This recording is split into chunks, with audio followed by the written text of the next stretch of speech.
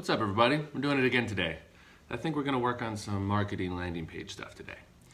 I'm getting started a little later than I thought. I might be a little brain dead. My neighbor got drunk and at 2 in the morning started karaokeing some phrase song or something. It was really, I didn't get a lot of sleep.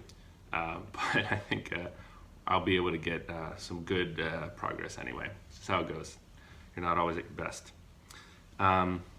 Before I do, I have some more shower thoughts I want to share with you guys from this little document I mentioned yesterday that I'm making of just things that I want to cover before we get into what we're actually going to do.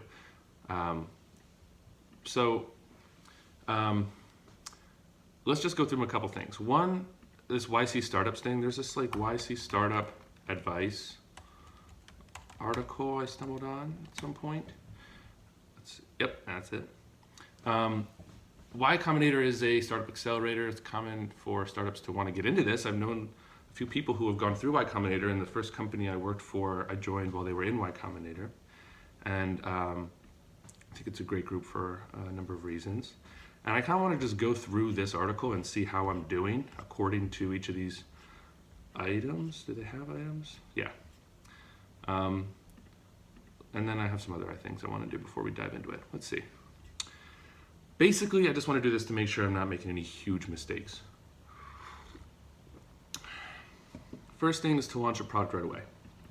Kind of done that. I think that's probably half good. I mean, we are getting it out to users' hands immediately. It's not fully launched, but we are definitely getting it to customers and iterating. I mean, we are definitely doing that. So maybe it's better than I think. Doing things that don't scale. That's a classic. Get their first customer by any means necessary, even manual work that could, yeah, of course. Well, I'm definitely just talking to people and selling them a little bit. I'm going to start selling a little harder to see if I can close friends of mine. So that's definitely something that we're doing.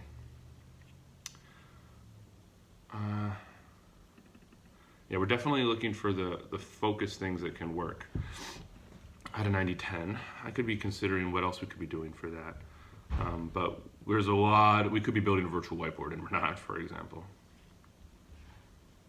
We're not going to conferences, I'm not going to dinners, I'm not meeting with VCs or raising money. I'm not talking to corporate dev, although I don't know if I have the option to right now or ever at all.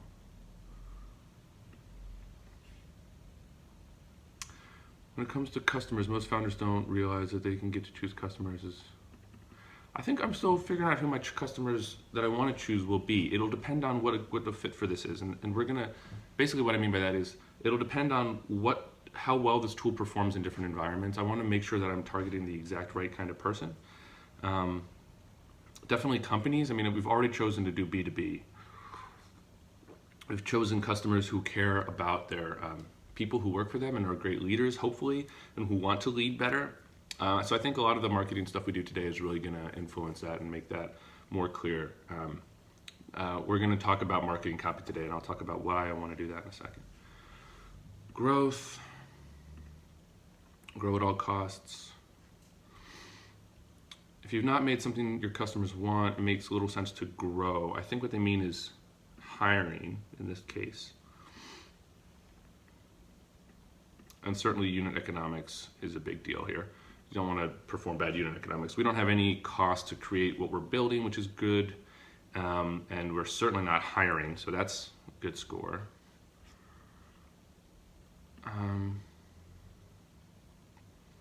Not focusing on big deals with big companies. It shouldn't work if this company seems badly broken. It's true, startups are generally broken. This one probably too, but less so because there's just one person. That's probably not true. Difficult for new starters to set about competition. We have not obsessed about competition. In fact, we actually just looked at our competition for the first time last time, so that's good.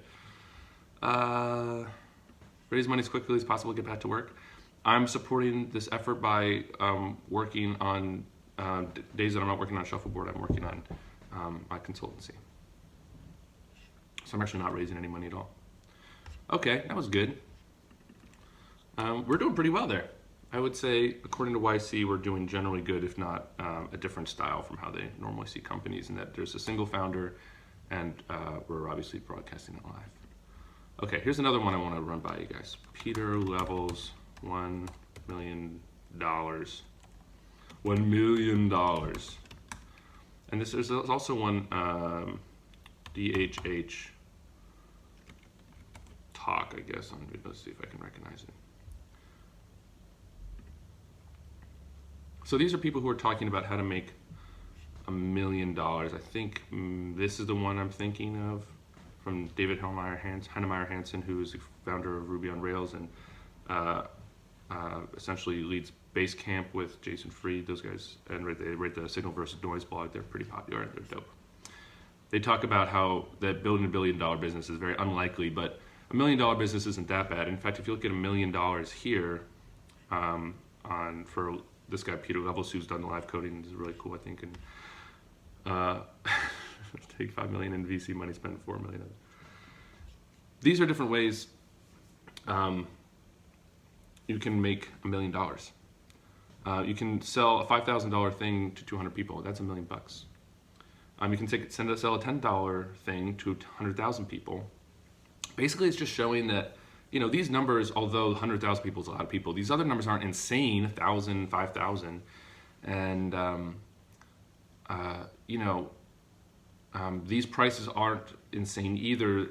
Obviously, $1 million isn't that much money if you're starting a big company and you have to pay a lot of employees. But if you're by yourself and you could make $1 million over a few years, you'd be doing pretty damn well. So I think maybe we should be figuring out, sometimes this is called hunting, whales versus deer versus mice or something.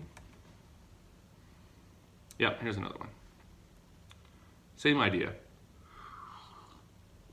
It depends who you want to target as your customers. So I'm guessing that based off of talking to Christina, the appropriate value that people might see from this is something in the sub $10 per person per month range for companies. So let's say our average company was, say we charged $8 a month, and the average company has 10 employees, and for 12 months. That's $960 per company that we could make per year. So let's say I could run, my goal would be to make $100,000 per year. Well, this is actually really easy, right? 8 times 10 people times 12 is about 1,000. So if I wanted to get $100,000 of revenue in for the company in a year, which would be enough for a comfortable salary and enough to pay for a lot of external costs and things I'd have to do for the company, that's $100,000. If I make $1,000 per customer, I'd need 100 customers. 100 customers is a lot, actually. Selling something to 100 people, it doesn't sound like that much, but when you think about how a list of 100 things, those are 100 customers to maintain. That's not nothing. That's a big deal. But it's also not crazy. There's probably 100 companies out there who might be able to use this, I think. And I would call that a big success if that was ever the case. I'm going to make a note for myself to watch this later.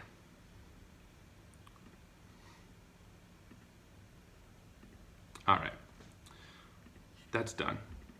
We thought a little bit about our financial goals, and I'm going to pull up Asana here. And do Google Doc. Maybe we should just write a goal for that. What we'll do,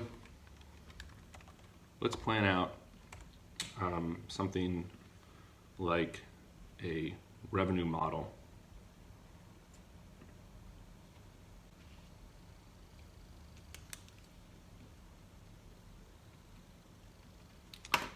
What if we had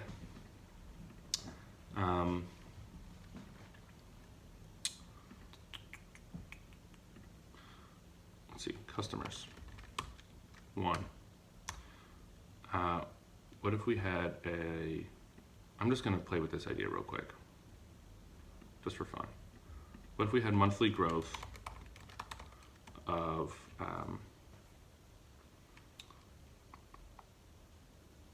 20%?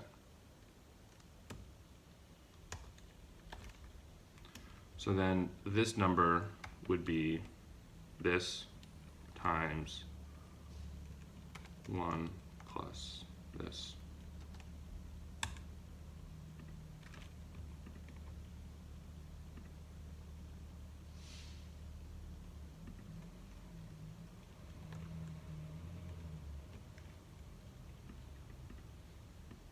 Can I draw this out? Nope. Oh, this is annoying. Isn't there like a runway calculator that I can just use?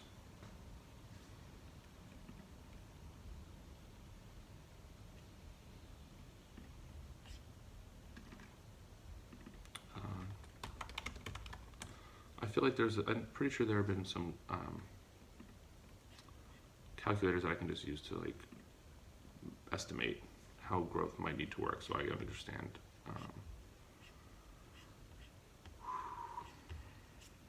Let's see what this thing is.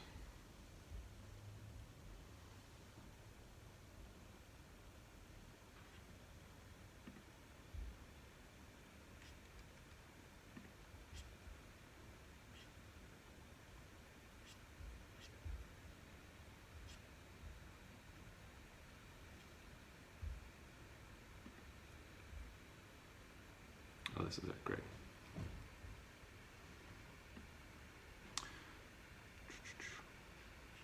I think it's common, or at least tempting, to prematurely do a lot of this financial modeling. So what I'm going to say is I'm just going to copy these as a thing and say to do. I don't need to say to do. I'm going to say model revenue growth profit.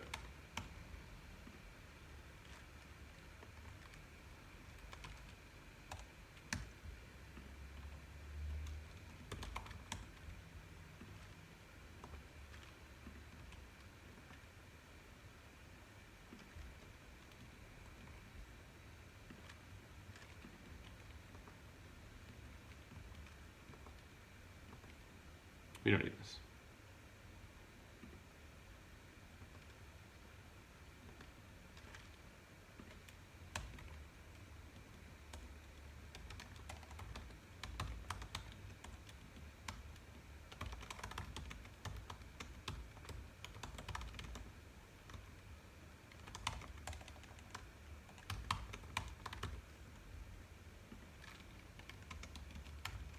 If there's any growth, we will model it, and we'll do that later.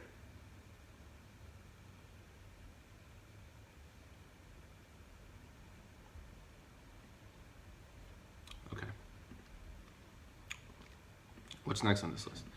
5 whys. This is just a note for myself to make sure when I'm interviewing that I'm interviewing to get to root motivations for people. We got to a little bit of those, but almost by accident with Christina and Becky. So I'm going to say, I'm going to make a little customer interview template for myself for Shuffleboard.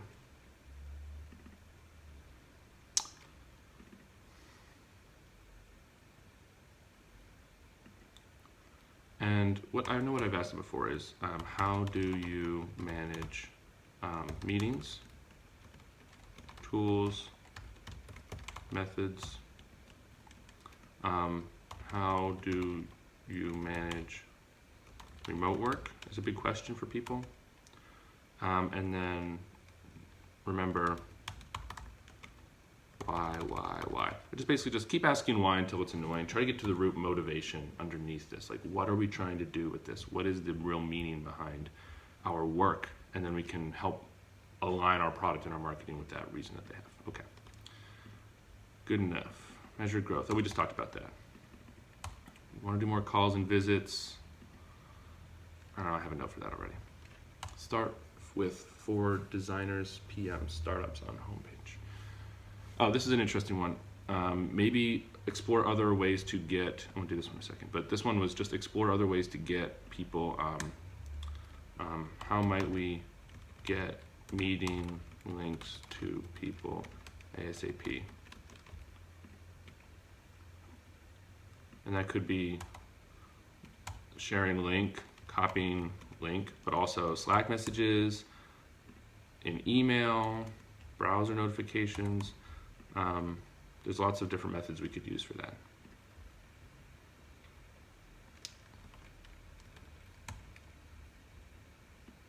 Do that later. We're not sure if that's a problem yet, but if it ever becomes a problem, we can do it. Templates, save meetings made with that template. Okay, so I don't know if I had this from Becky. I don't think I did, but there's a question that popped up in my mind yesterday when I was taking a walk about how might we show progress for meetings, for recurring meetings.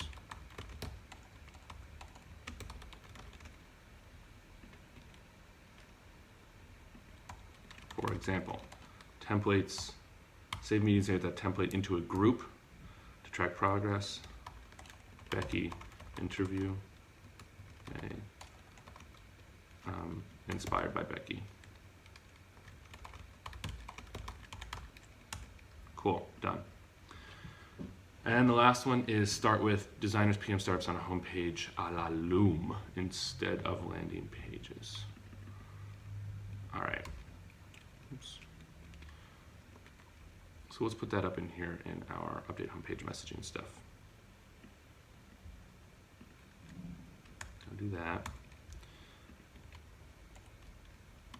So what is a la Loom? Well, Loom is this tool that I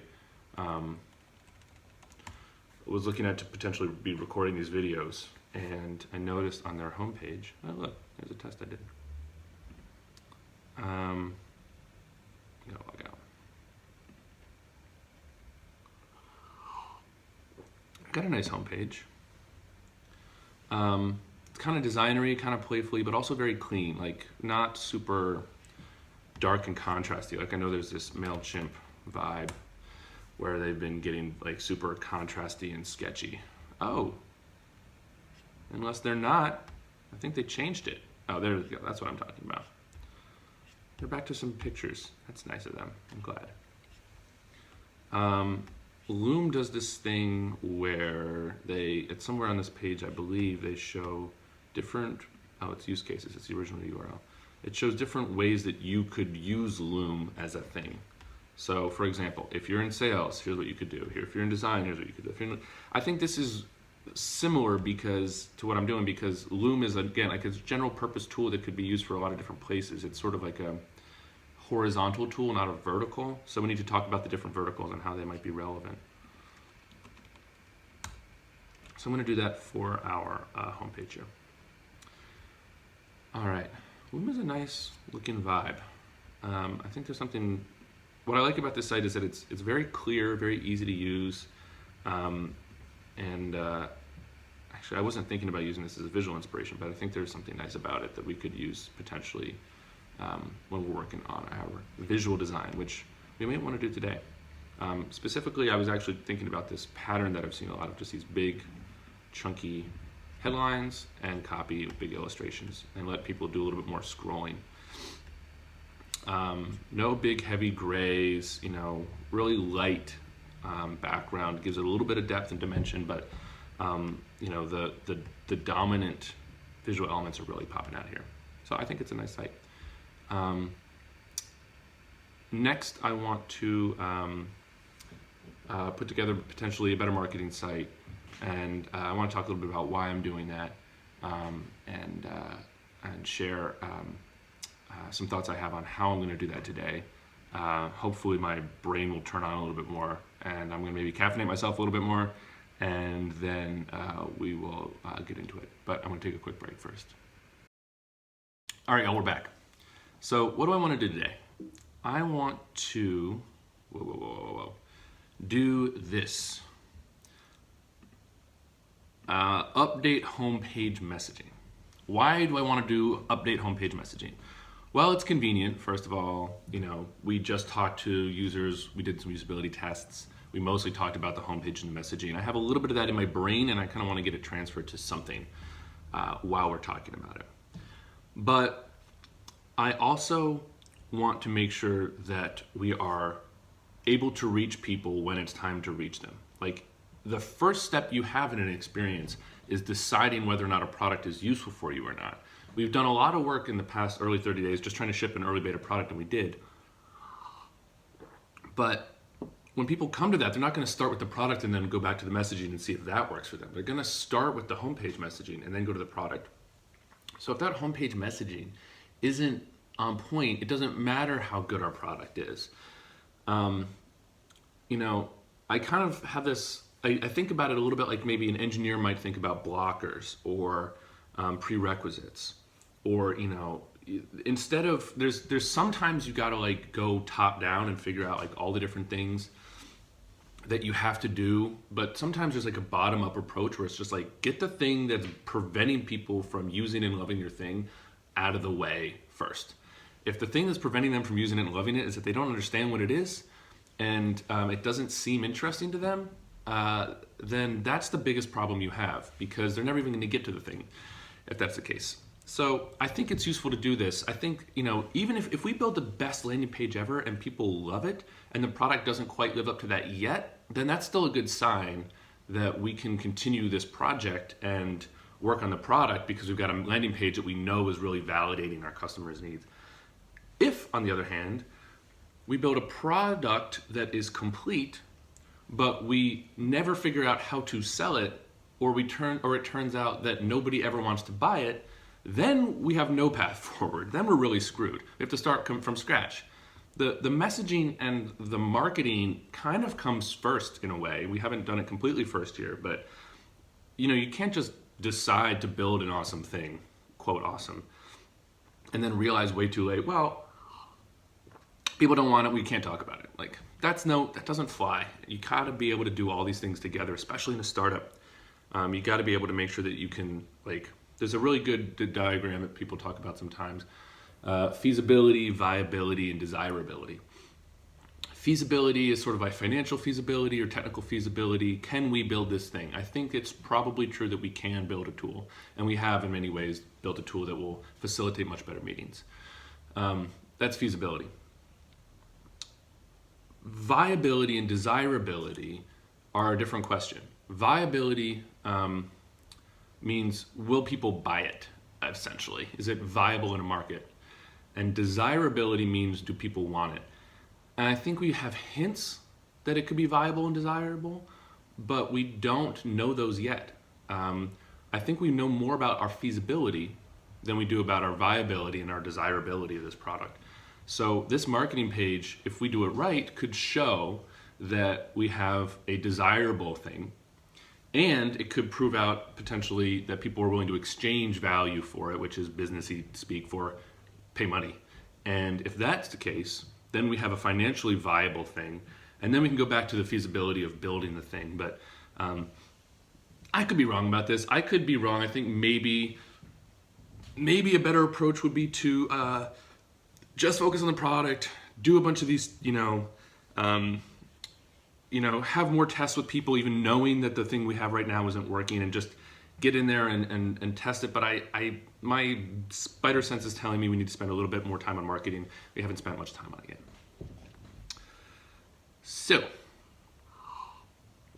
given that, I will share that I'm a little apprehensive about today because, like I said, the karaoke late night thing from my neighbors kind of kept me up, and I'm not feeling my sharpest.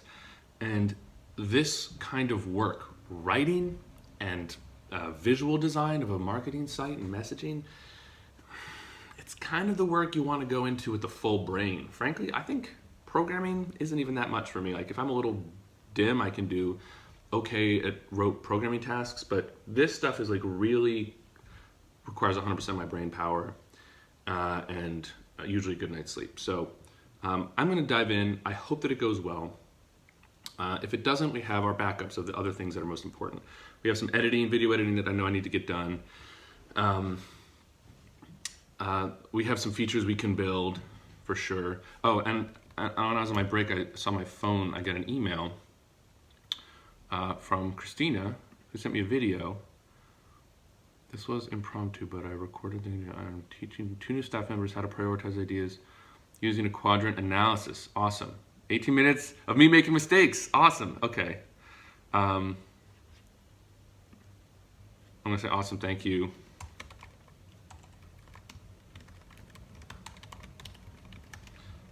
So if this doesn't work out, we can watch Christina's video together. So what are we gonna do on this homepage messaging? We are in a unique position, I think, to work on this messaging because a couple of things. We have a couple inputs for this thing. We've got our current homepage. Let's pull up our code editor and take a look at what our current homepage looks like.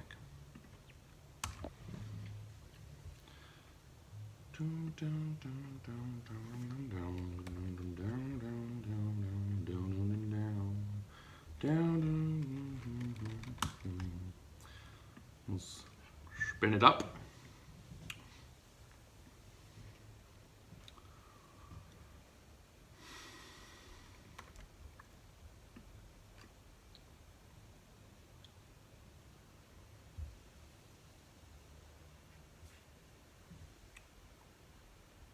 Okay, look, this is our current homepage. This is the one we just tested. It's clean, it's got a video, it's got some copy. You know, this is a good start. This is the start that we needed to just get us going. So that's one of our inputs into this process, I think, as I think about it. Another one is our suggestions from and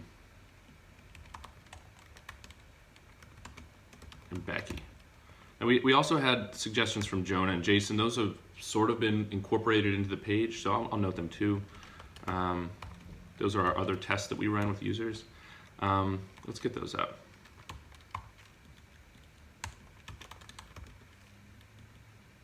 We have so many awesome thoughts from these two on what they think and felt as they were reading this page and what their value is and what they do, that we're going to incorporate these in a big way. I think that's really awesome.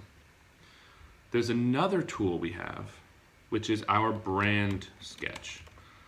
So let's open up Sketch. Do you remember many videos ago when we put together a bit of a brand?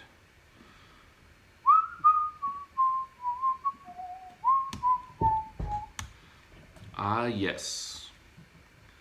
So, ain't perfect, come on.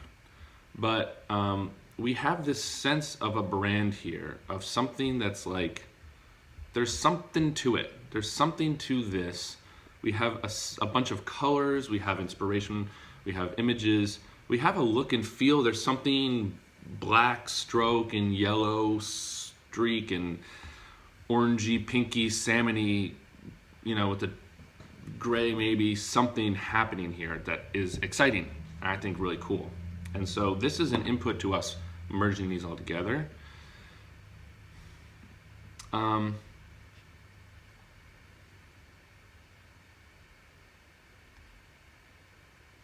You know, we also had illustrations yesterday. We talked about the possibility of using these two at different points in time. These are stock illustrations of people looking very much like SaaS company websites, you know, in the modern era. Both of these kind of have the same vibe. These are really good. We do not need custom illustrations for this stage in our startup. We just want to impart collaboration. We want to impart excitement and cleanliness and designiness, and we want to impart quality of our brand. We want to impart that we're legitimate, and we want to add fun. You know, it needs to be fun. This is something that is important that came out in our branding and in our conversations. So, you know, there are things we can use here to really help. move our brand along. And there's so many of these. So I think we'd be crazy not to just like try some of these. We don't have to do this today. This is like a bonus. But there are tons of illustrations we could use that might be really helpful. All right. Oh, and I guess we also have like Loom and other, inspiration sites. You know what? I'll just take a screenshot of this and put it in my brand dealie.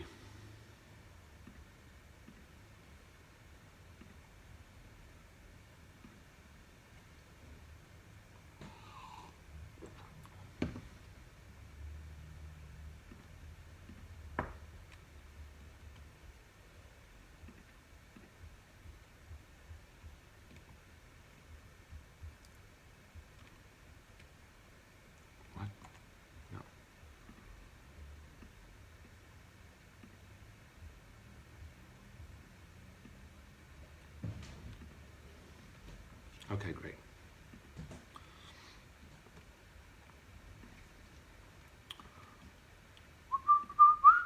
And we also had this sort of marketing copy document, I believe.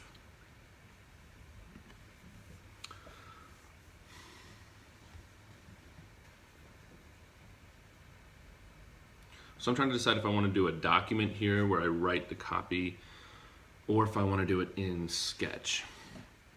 I think I want to do it in Sketch. Let's talk about low fidelity. Let's build a low fidelity page here. How do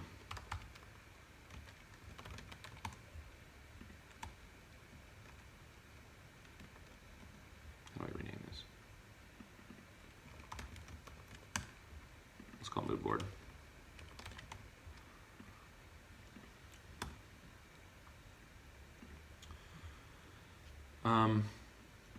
What is a low fidelity? Low fidelity is just like fidelity music. High fidelity means you can hear all the little details, and low fidelity means it's a little fuzzed out. In design, we talk about low fidelity is a really useful tool for us because it means we can design in broad strokes, and sort of paint layers one by one as we build. So this doesn't have, this mood board stuff, it doesn't have any structure to it. There's no real page, there's no copy, but it's very high fidelity. Everything's very specific, specific colors, specific patterns, specific ideas. We're gonna go to the opposite approach here and build a lo-fi version. So what is our, we have a hero here, we have a video, hero, call to action, video, stuff. We can reproduce this in Sketch super quickly. We're just gonna say shuffleboard. What are we at? 12 to 16 for everything. Shuffleboard. Shuffleboard.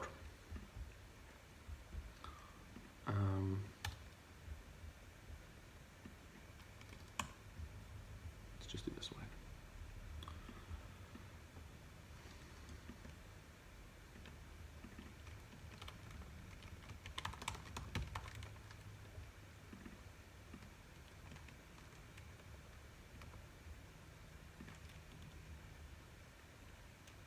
Silly.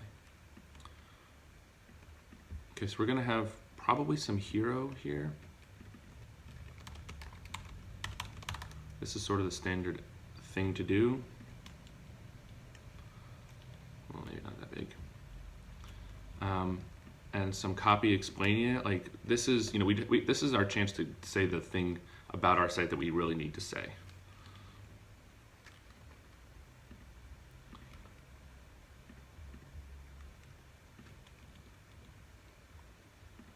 And maybe we'll have some sort of illustration here.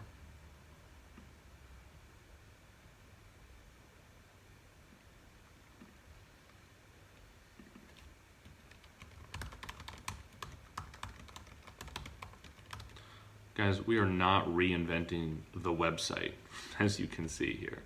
We are just doing the boring thing that works and makes sense. Because I don't really feel a need to reinvent websites in general.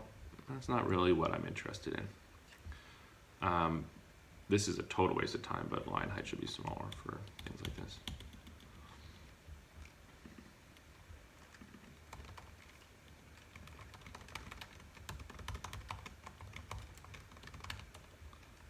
We are definitely going to change this placeholder text as soon as humanly possible. we need a call to action.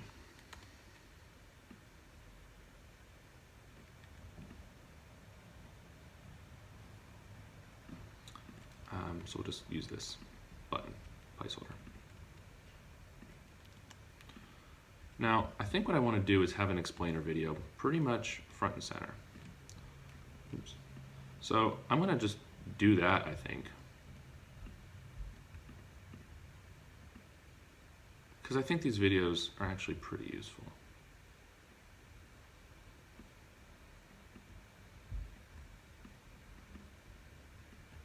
I'm totally breaking my own rules about how much I should be spending on tweaking details here. That's okay. So we're going to do a big video. How do I do a shape? Triangle. I've been using Figma, by the way, more and more, but I'm just going to stick with Sketch since that's what we started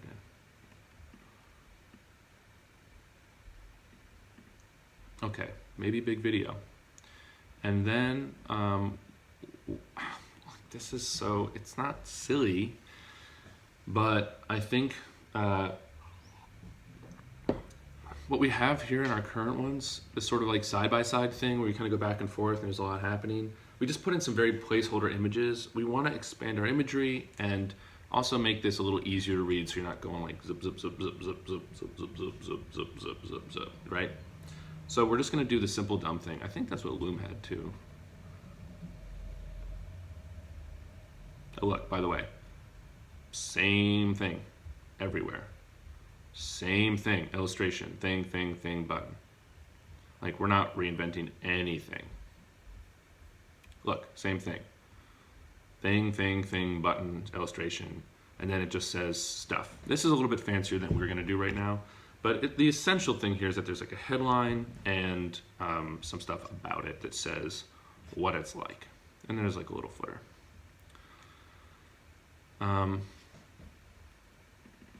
Let's just start with what we got.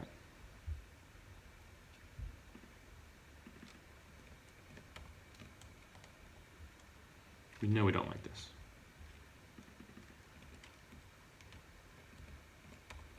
That's okay.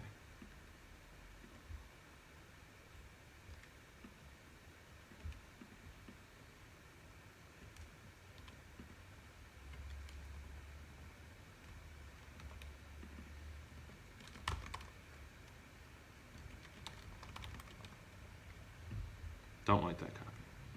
Doesn't matter.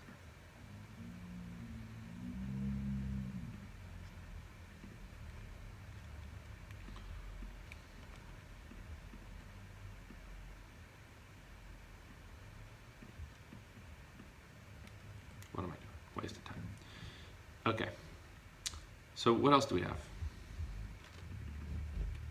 Take the pressure off your collaborative workshops. This pattern here of just like thing, illustration. In fact, it's this whole pattern. We're going to use this again and again.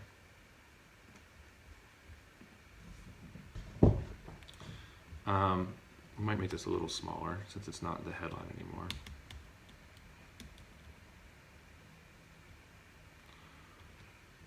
Doesn't really matter how big it is.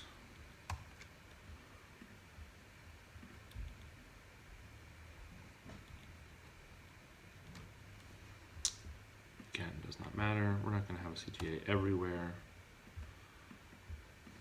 Some illustration.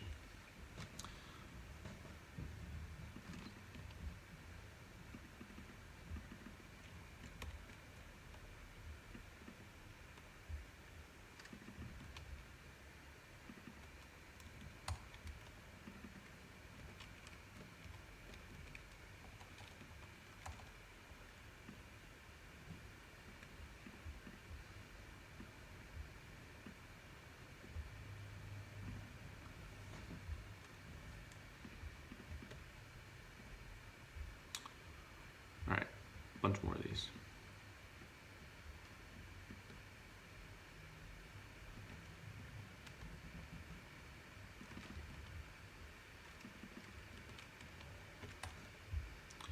So you see what we're doing. I'm not even sure this is the best thing to be doing right now, but I think it's just going to help me get this set up so I can start. Without this, I don't even feel like I can really even start writing.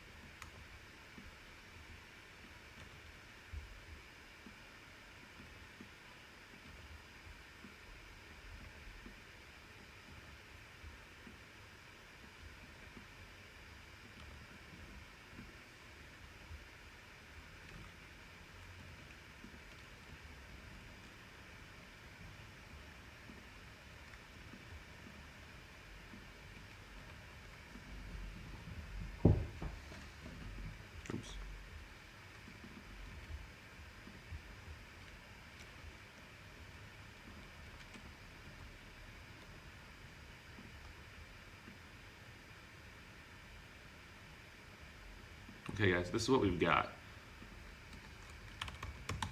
Let's fix it. So the first thing I want to think about is this headline here. And I know that we had some really good ideas from Becky and Christina on this.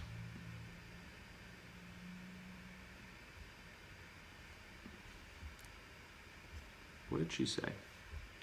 Collaborate real time instead of live brainstorm.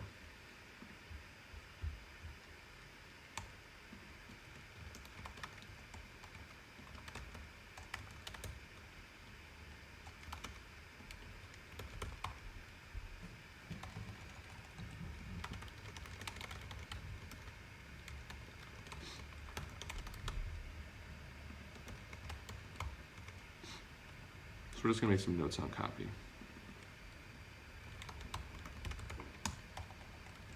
This is the early stages of a brand guideline document, essentially.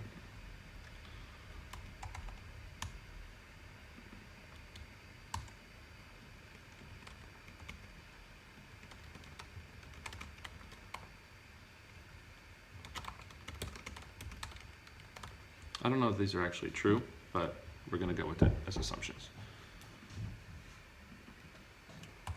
We're going to get rid of Sally, Jesse, Raphael because we're going to illustrate something better here.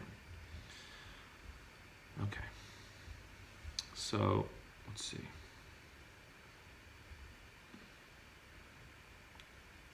Autopilot, I think that might work still. Collaborate in real time. Shuffleboard was working, so we don't need to change that. Edit down video.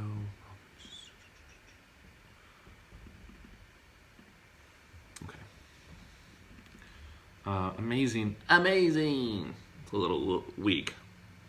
What did Christina say? She said, miss an idea.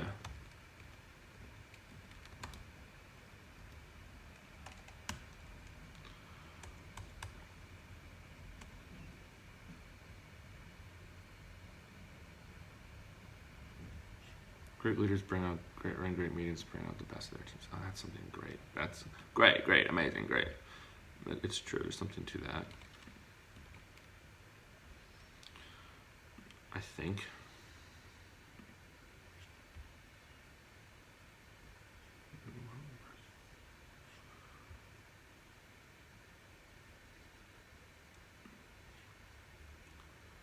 Don't lose another one of your team's great ideas.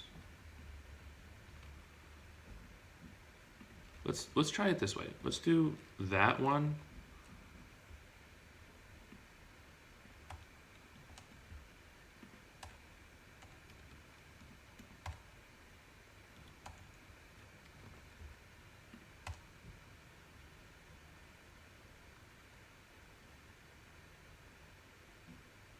Do I need again? We'll go with that for now. This one, I want to use Becky's words. Collaborative, real time.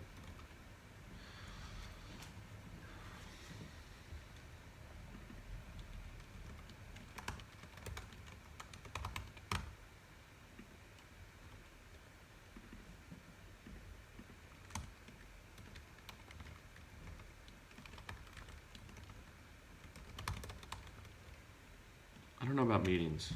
Meetings or discussions? TBD.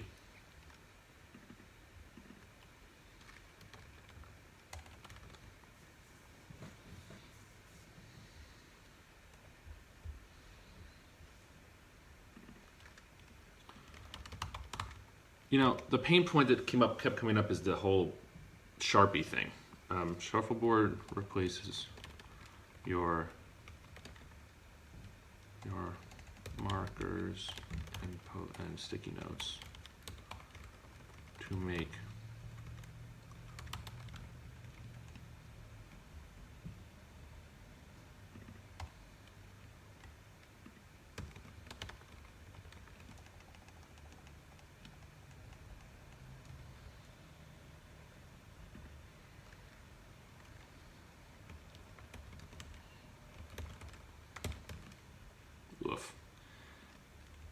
started to lose it a little bit at the end there, but we'll just pretend that it's fine.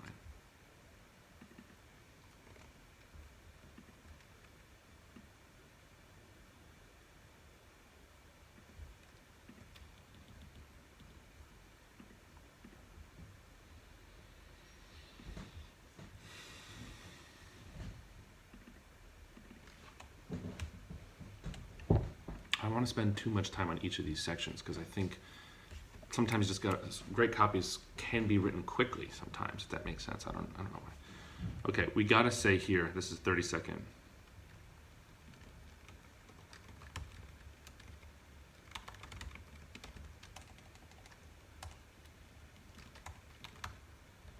The 30-second tour. I like it because it shows. Why is this there? This basically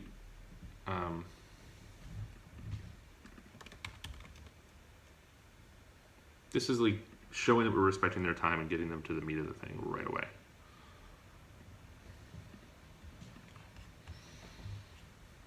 Doesn't need to be that big. We don't need to fix that right now, but we'll figure out later. Okay, these things, let's start breaking it down. Run engaging collaborative meeting. Okay, I think what I'm trying to tell people here is how it works. Like, what the hell is it? People saw phones, they were interested, they were curious. I think people aren't watching this video to see how it works. So if they don't watch the video, we might need to just say how it works.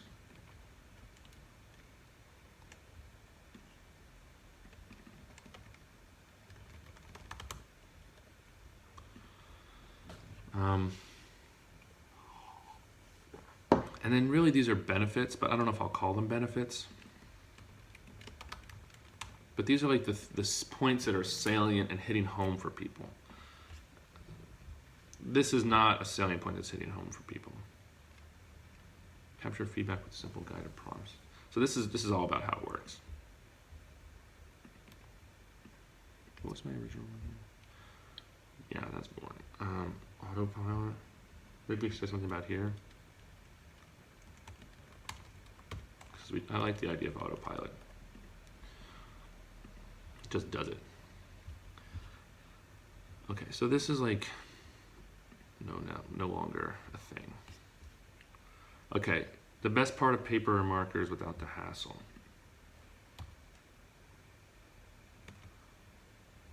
This seemed to be useful to people. Like this was resonating. But this, we're trying to cram too much into each one of these things, I think. Capture lots of small ideas quickly and arrange them in real time, just like on a whiteboard. Designed to enhance real-time in-person discussion, not to replace it. This is relevant for how it works.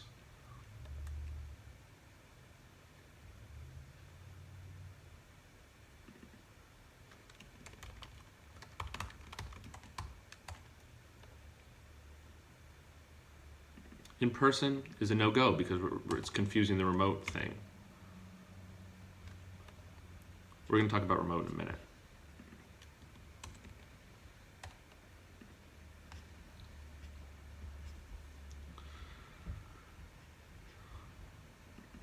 This is sort of playing off the same piece here.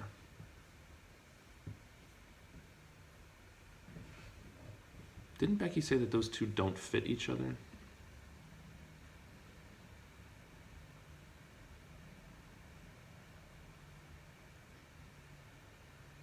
What did she say about that?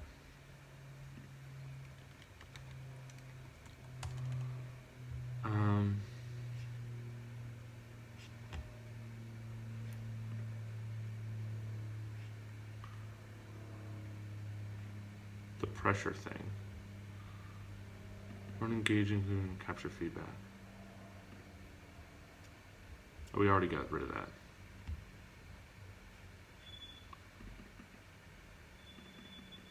Best part of paper markers and subtext was good. No more taking.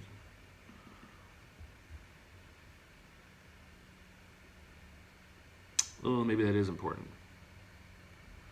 Yeah, shit. I kind of like it. All right, we're going back. Undo.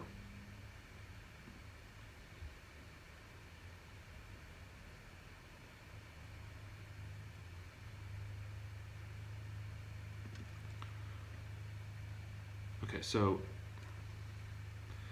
let's name these benefits, like replace whiteboards. It's just basically like better whiteboards. And then specifically sharing.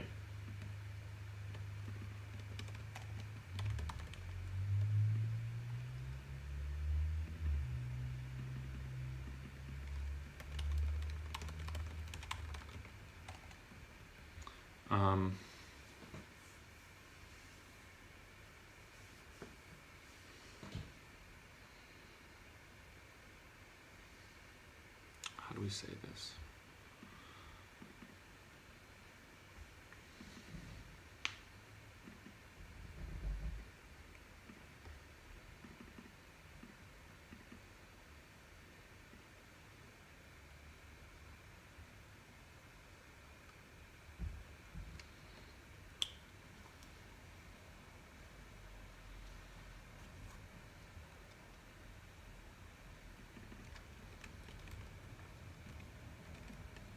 It's not about never losing a good idea. Christina didn't talk about, well, we lose them and we can't go back. She talked about documenting and sharing branded versions of meetings with people. So no, let's just say,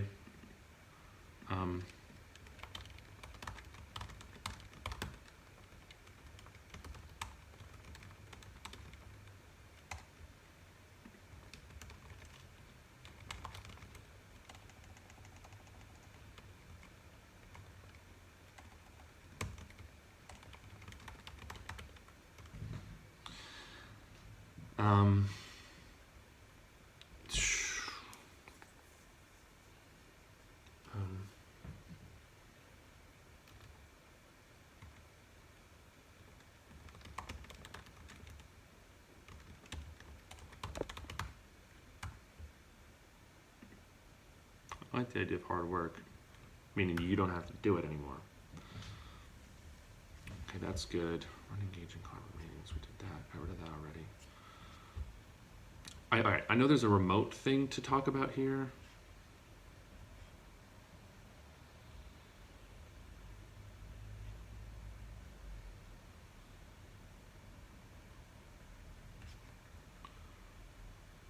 This is important. These are two separate things.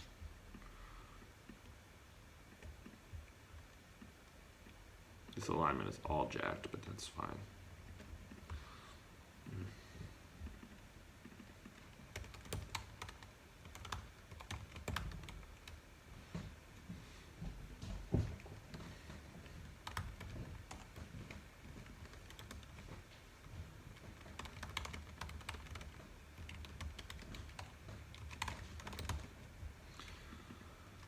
I want to focus on the remote aspect.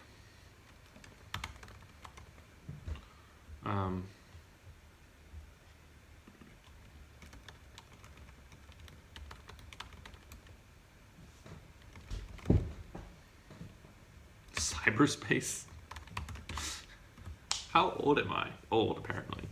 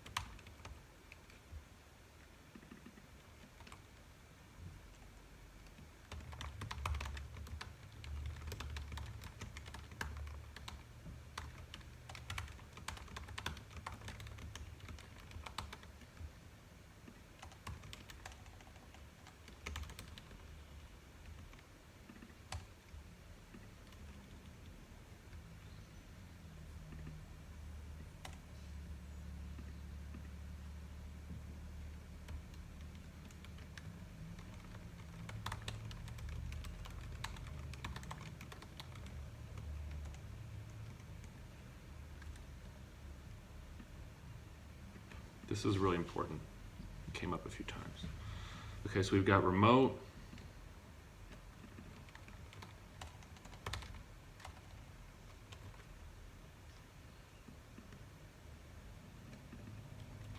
Everyone heard.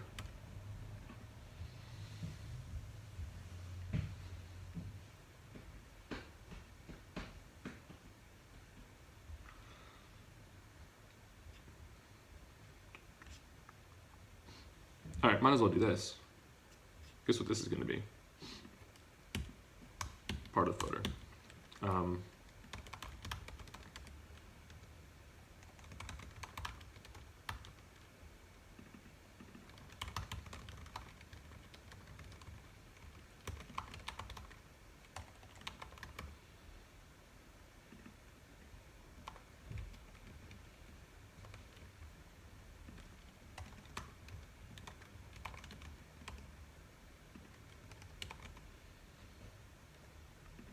Gone.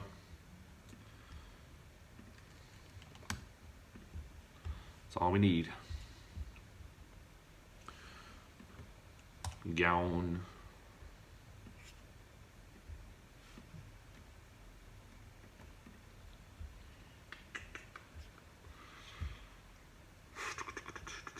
Dun, dun, dun, dun.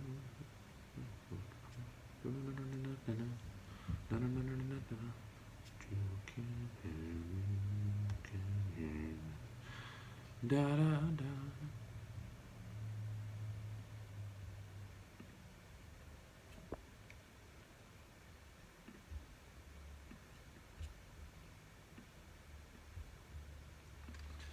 Okay, so one thing that people were saying is, I forget if this was Christine or Becky, but somebody, maybe both of them, mentioned wanting to see examples.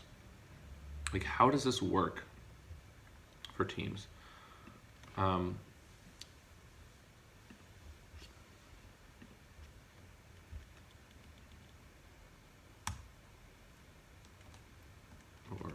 illustrations.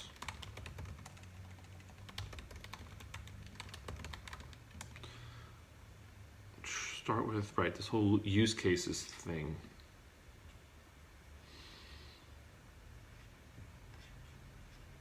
Aren't we reading use cases? Okay. So this would be cool to have like a whole thing, but we don't need this yet. This is just way too much work for us right now. And we don't have these examples.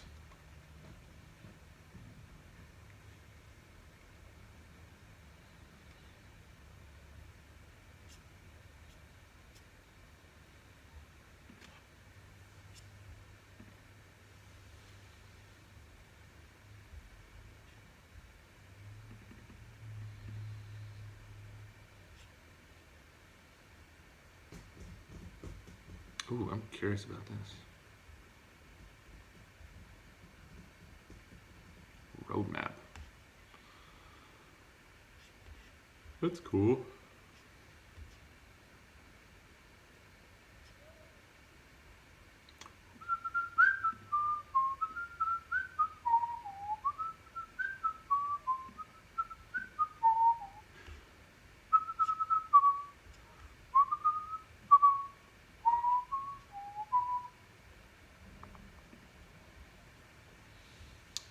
Maybe we do need a call to action at the bottom again.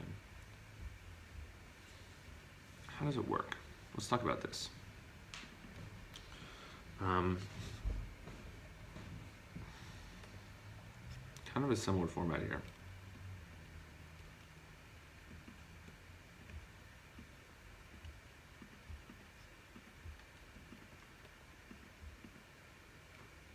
Did I break it?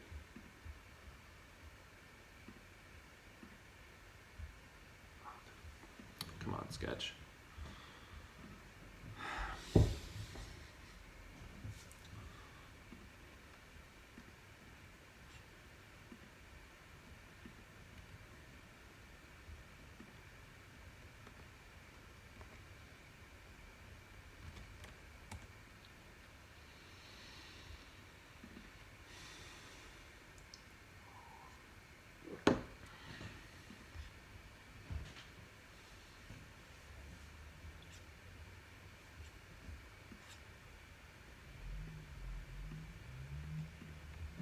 Okay, so what are the steps to using shuffle? Like, what do people need to know about it? Start meetings with one click.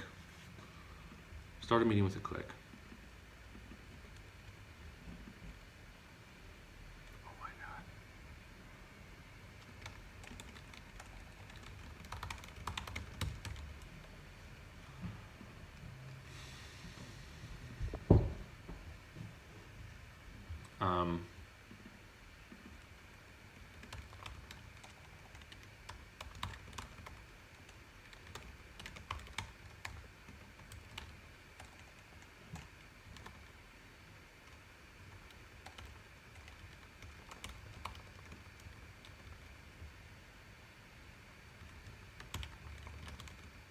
People kept saying in these interviews, I assume I can change this. So we should tell them, you can change it. You can't yet, but you will be able to.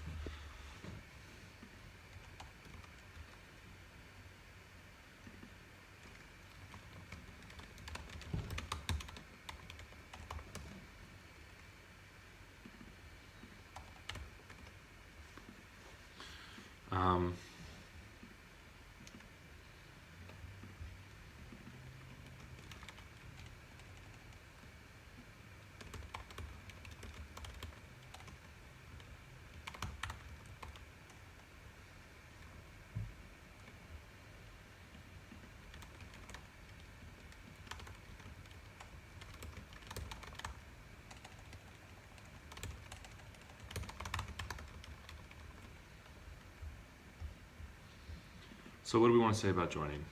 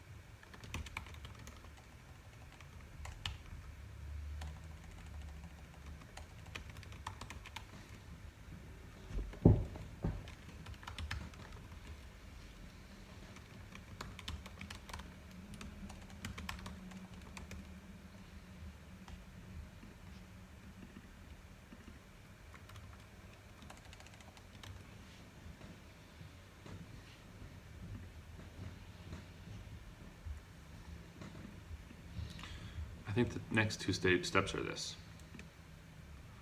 One is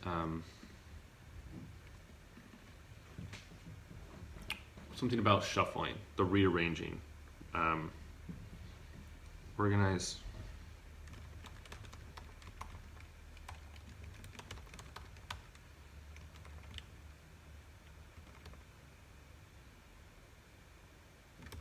That's not right.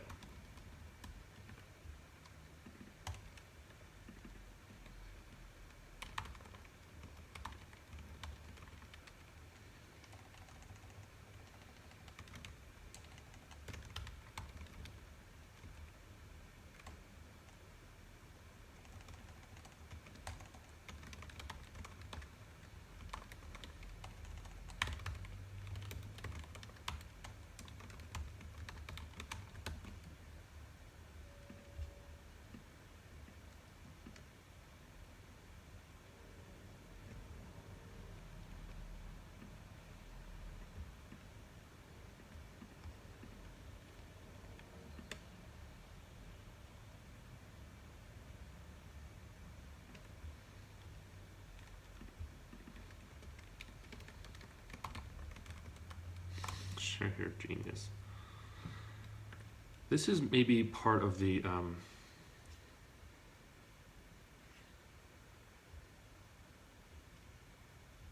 this bit here.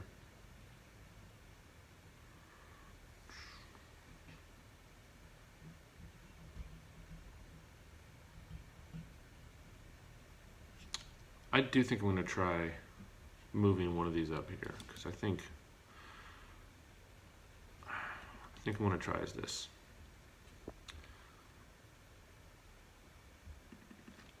This now belongs here.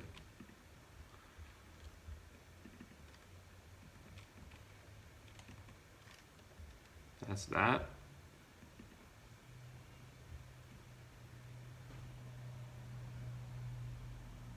No more taking pictures of whiteboards.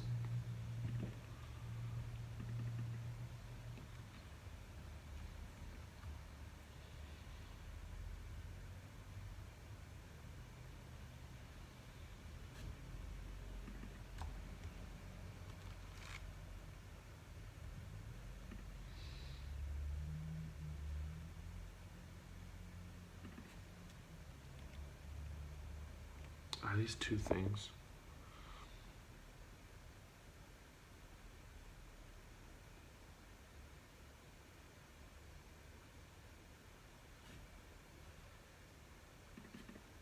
What about this?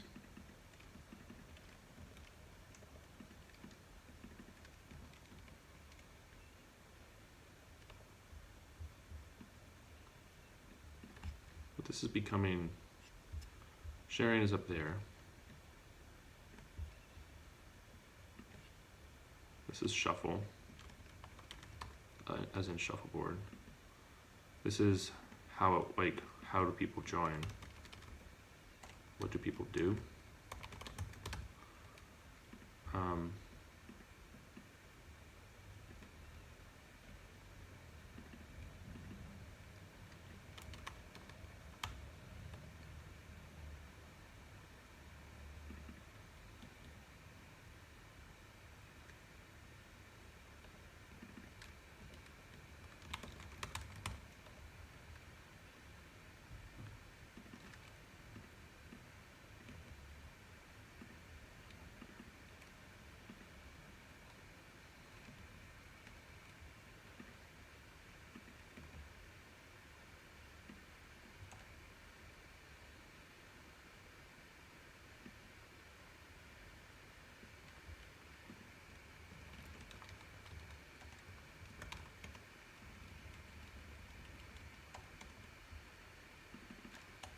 The meeting link is not, that's just obvious.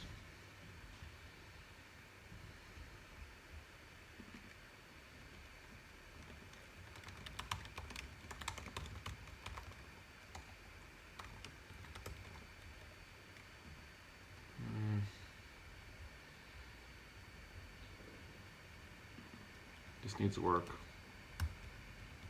I'm trying to tell a story here of what's happening.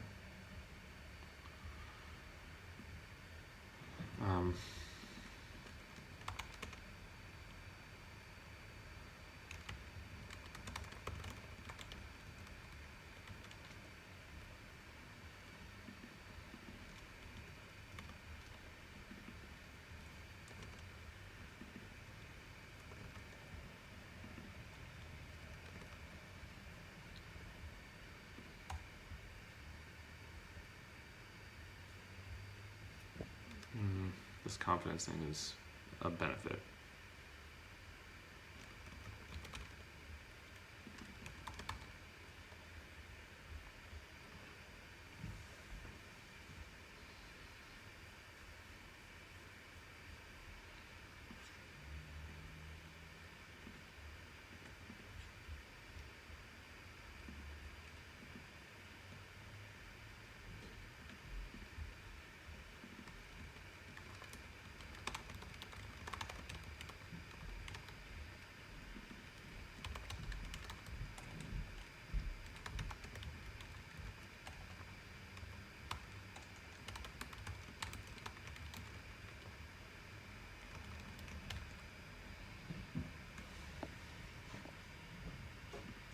Confidence is a better way to say, what did I have on the site that we wanted to replace? The original one was the pressure. Instead of talking about pressure, let's talk about confidence.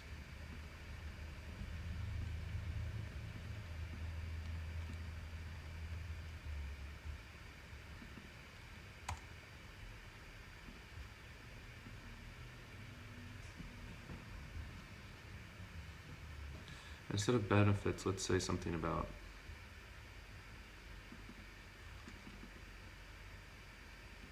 this one.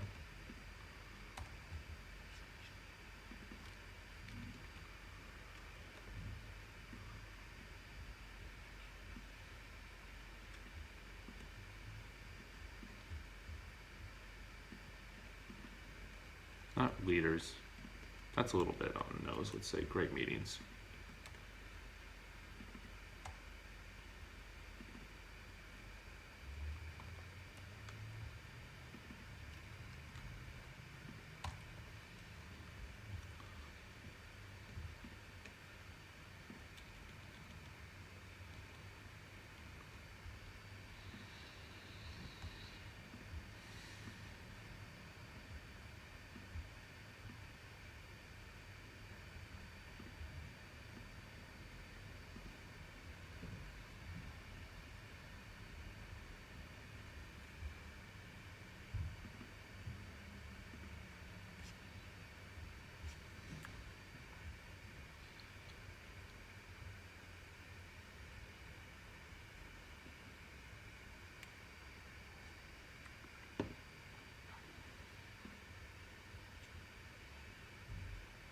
Gotta figure this one out.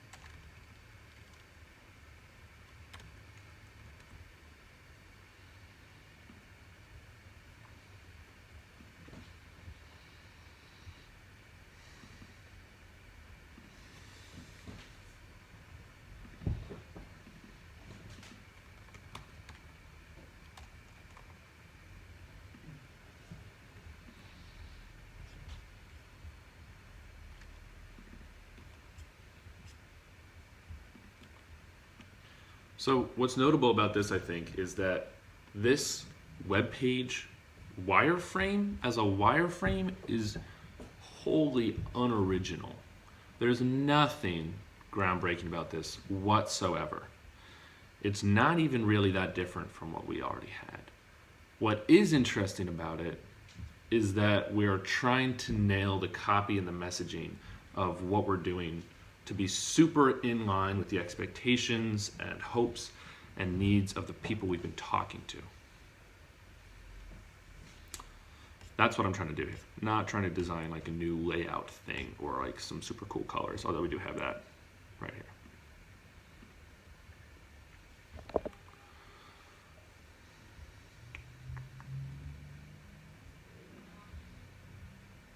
We're doing on time, an hour in. Wow.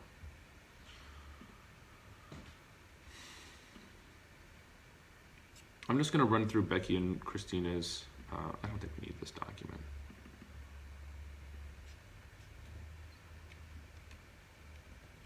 I'm just going to make sure that these are. I don't want this to live in multiple places. It should just live in Sketch, or at least it will for now.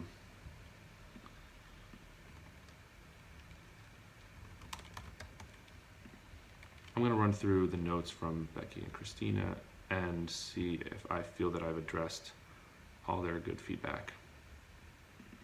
All their feedback, rather. And then I'm going to go through and make sure that this is incorporated too. Okay, so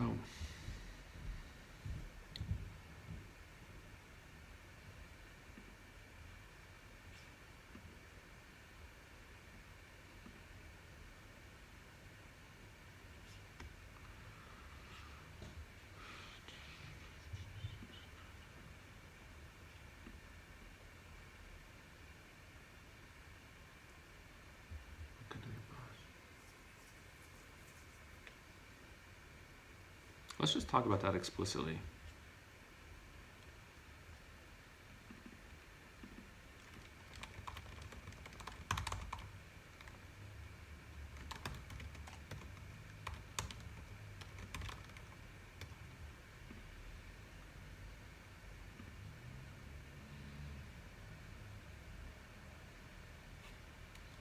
We're just gonna, look, this is so great. We're just gonna say, organize the data, have in formats usable so you can do the work. So look, this is how you write copy, I think. Makes sense of mess. Organize your ideas.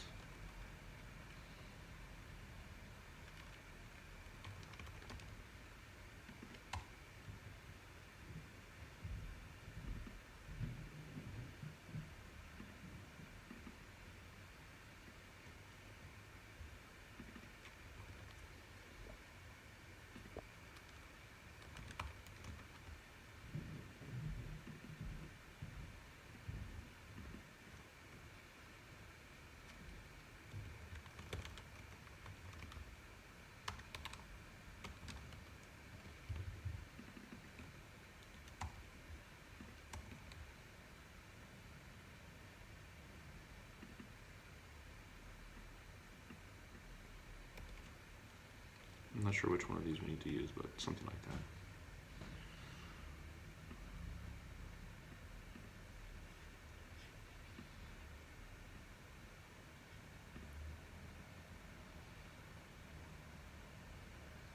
Emphasis on arts and craftsy vibe. You know, one way I wanted to do this is by maybe doing like a highlighter streak, because highlighter is also a big part of this thing, of this world. There's often highlighters in addition to Sharpies and Post-its. This kind of thing, I think, might be useful. I'm gonna put it in my mood board.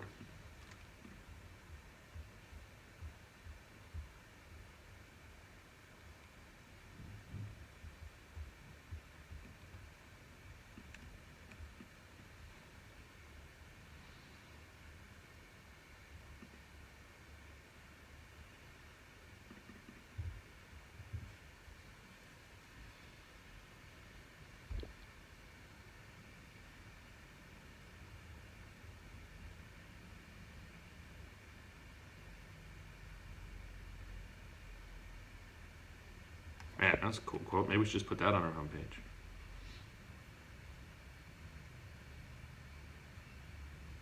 Might not make sense, but let's just try it on for size.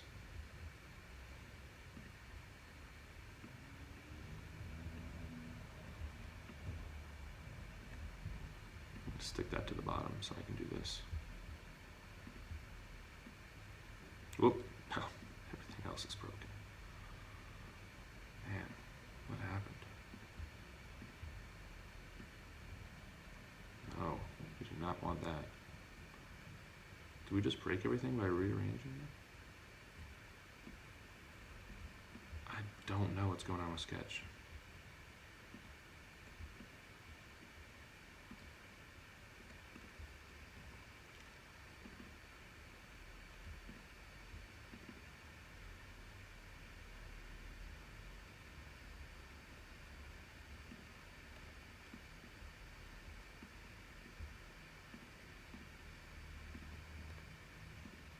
Maybe.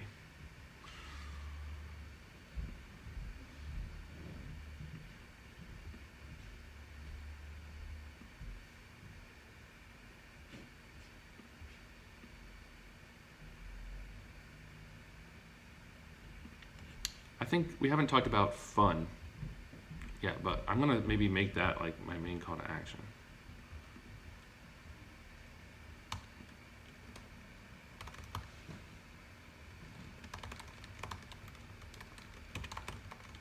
What if meetings were actually fun?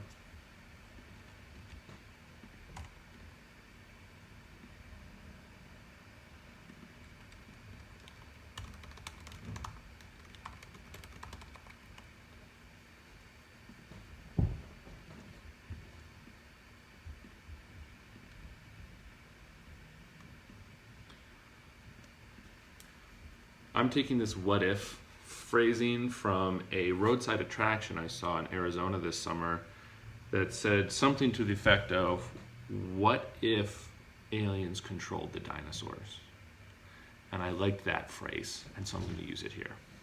What if meetings were fun?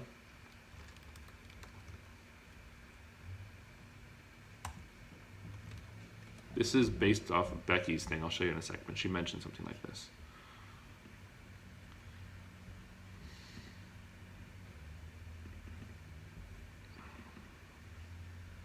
That means you're trying to hype it up. We really don't want to do that.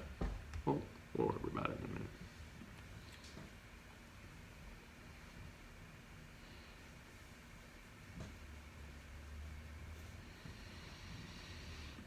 What's the output? What does it make? We hit on that. We're assuming you can control what the prompts are. How long does that take? We hit on that. I've already inferred it was from remote teams. Good, we de-emphasized that a bit. Is there an anonymity or attributing ideas to people? We didn't mention that. I don't know if I want to. Are we creating alliances? I'm going to hold off on that for now as well. I don't know why. It just doesn't feel right. I want a story of somebody using it. I'm trying to synthesize a story of how I would use it. Oh yeah, so I want to do like Loom style. Like what if we did, you know, like this stuff. Like, right, these guys, whoa, whoa.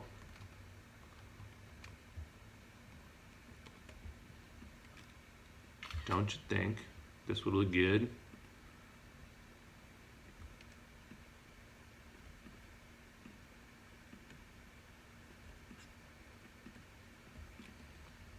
One of these.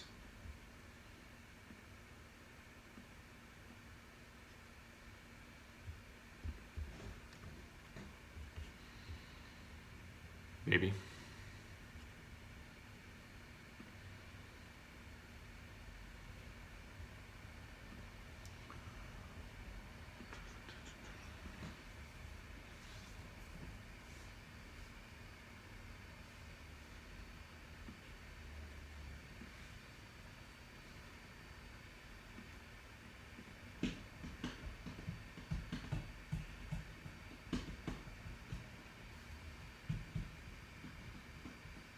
Maybe I should mention export based off that.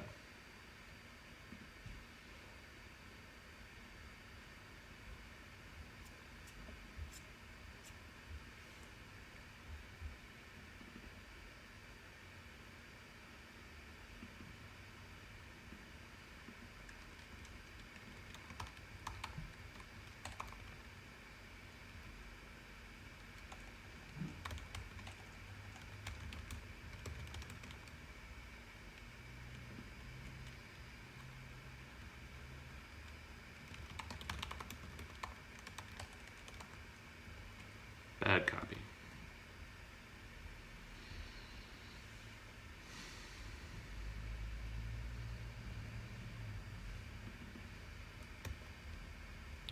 This is actually should go into our competitive analysis document. I'm going to do that real quick.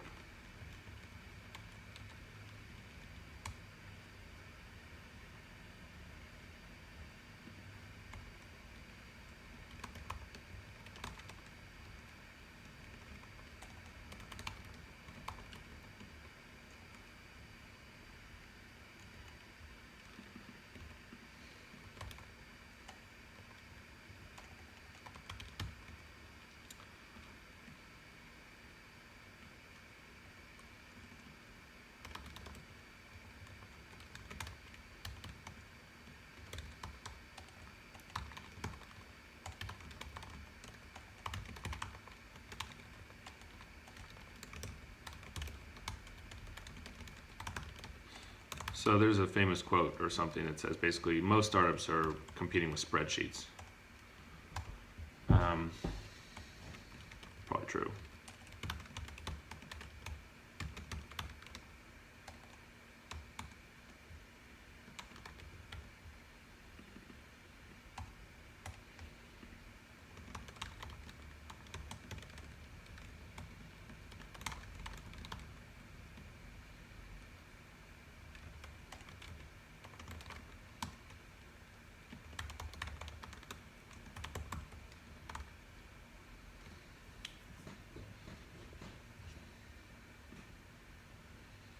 Okay, let's go back to Christina's here. Oh, action. She doesn't know what to do. It's called action.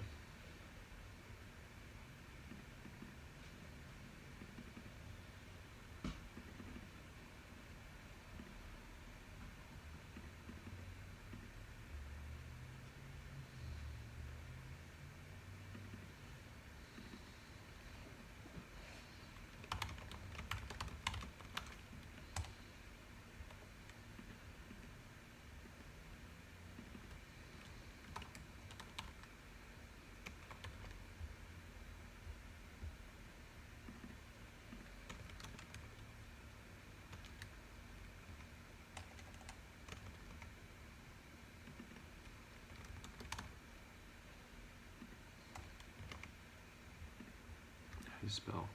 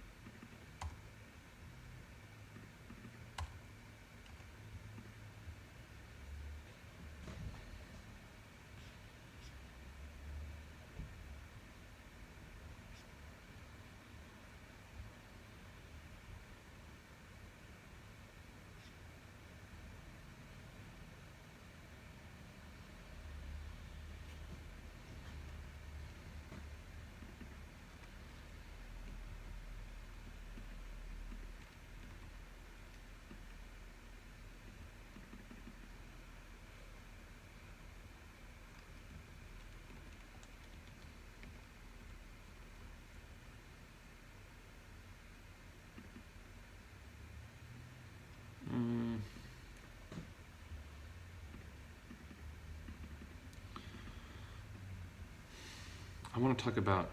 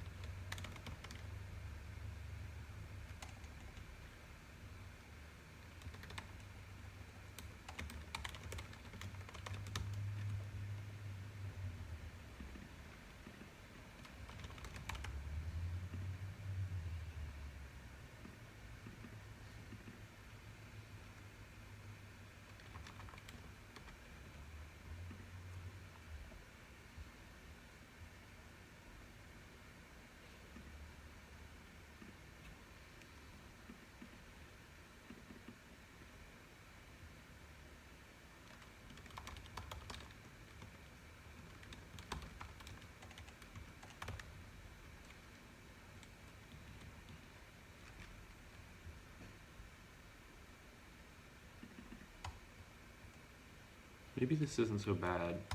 It just needs to be like this.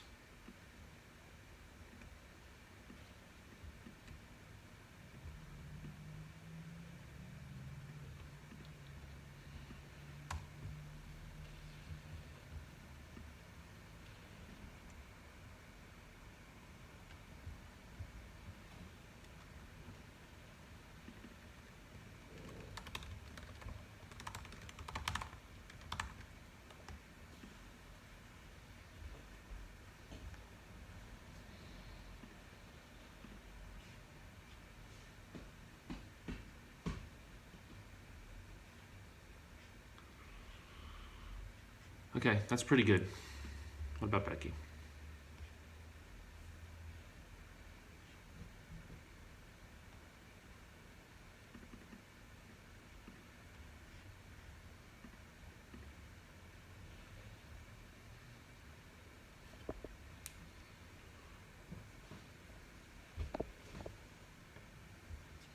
Maybe there's this issue of real-time whiteboards keeps coming up because people do use them and they suck. So maybe we need to throw some shade on those a little bit. You know what I mean? Like, I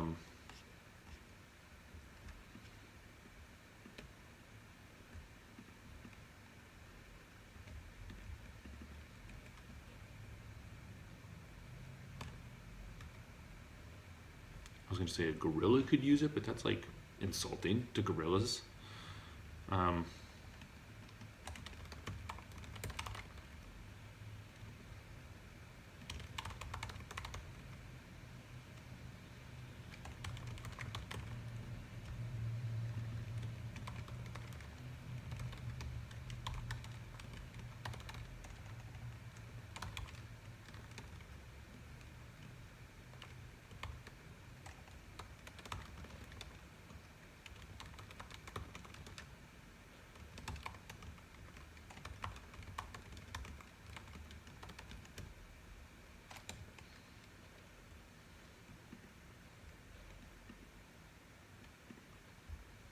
Maybe. Well, Becky talked about this a lot, so we got it. We do have to make this work well.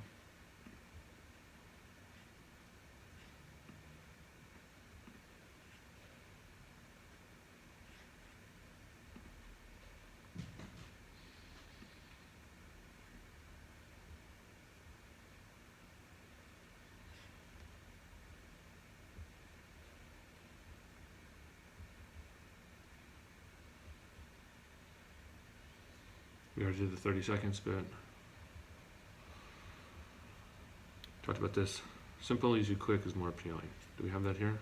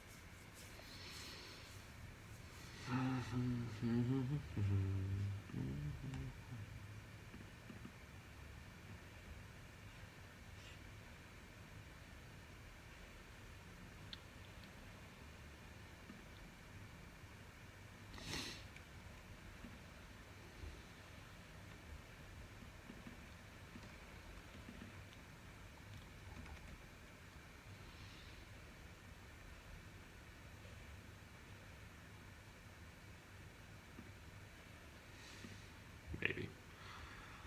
Awesome. Okay. I think we've got it. We've distilled this down into some things. We've like positioned ourselves against these other pieces. Every single one of these competitors would not fit the values that I'm talking about on this page. We've talked about the things that people actually care about. We've incorporated them into here. I'm gonna take a break in a minute. Yeah, definitely gotta take a break, but let's talk about some things that we could do next. Work in email copy, because I have this email copy here. I want to explore illustrations. We could code new landing page, maybe. Could share with B and C to get feedback. I want to run through Jonah Jason notes to see how it squares up.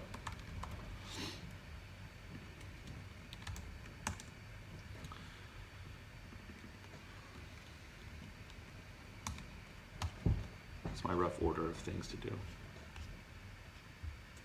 You know what, one small thing we'll do, is that we'll just make it look slightly better. Oh,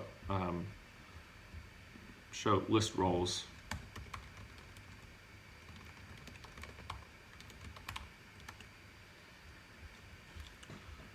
I just want to make this look slightly better with a little bit of padding. Not putting hardly any work into the looks, but we're going to do just a touch. It's not even going to be good. It's just going to be maybe better, but like maybe not even. But that's fine.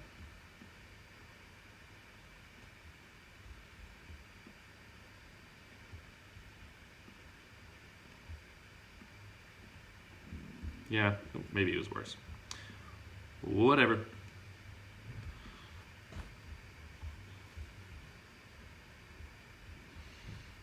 Should we do this? This is like kind of part of it.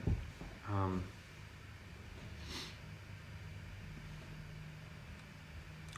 gonna do it real quick. I'm just gonna say,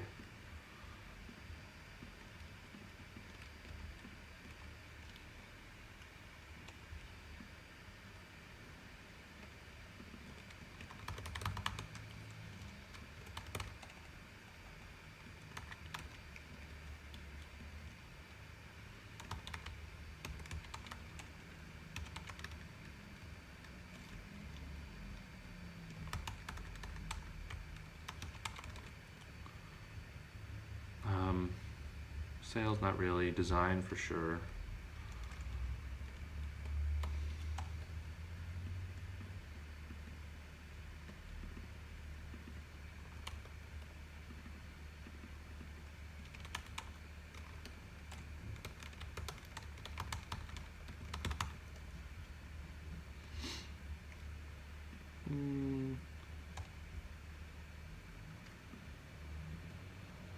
Didn't I have some notes about this?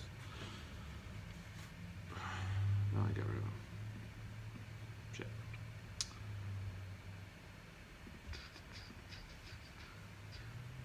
Designers, PMs, startups.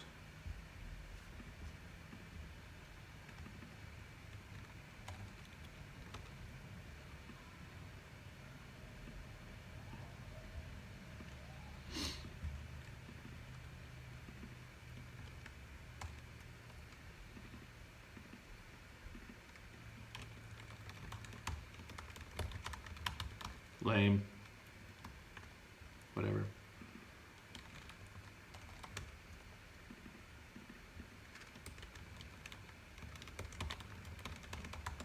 Lame. Whatever. Fix it later. Width.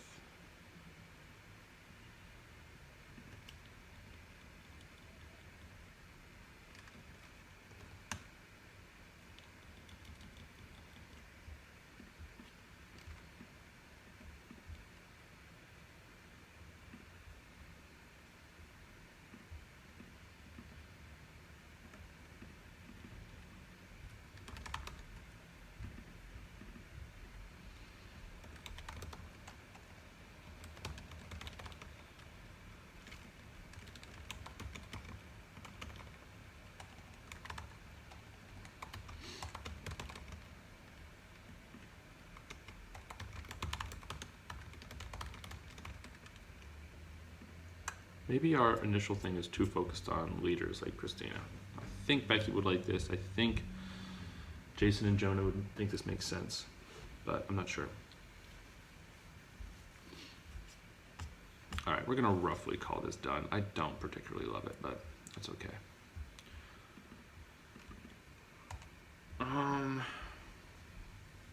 Okay. Jason, Jonah stuff.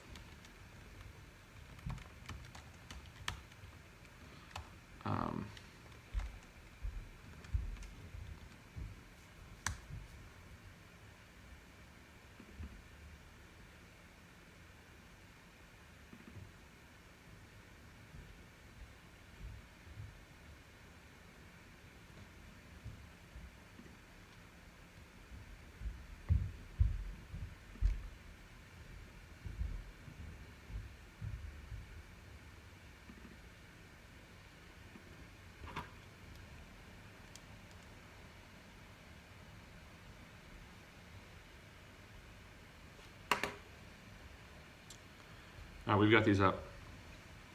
We're gonna move through these. We're gonna do like one more rehash, reread.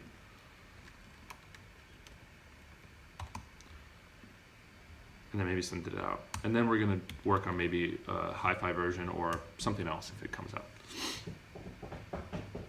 But I'm gonna take a break first. Talk to you soon. Hey y'all, had some lunch, took care of some stuff. Gonna try to get some progress on this page. Let's see where we're at. Reread what we got.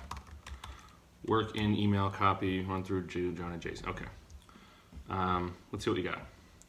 Don't lose another one of your team's great ideas. It's a little long.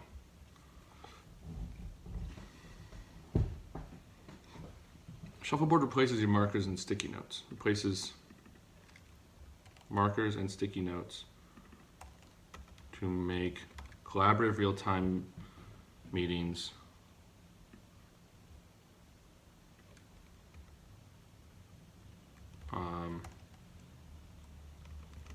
amazing.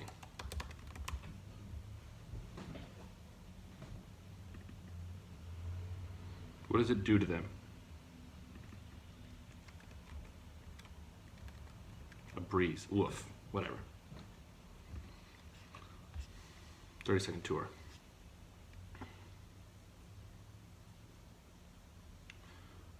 Let's take autopilot there.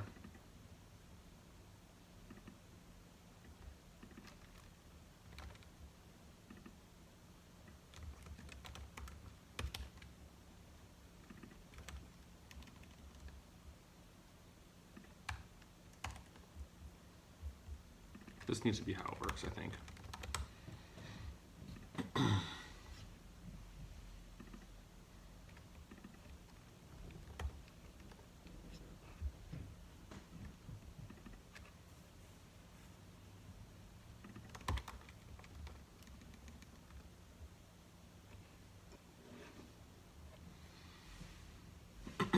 Everyone joins on their own device. Cool.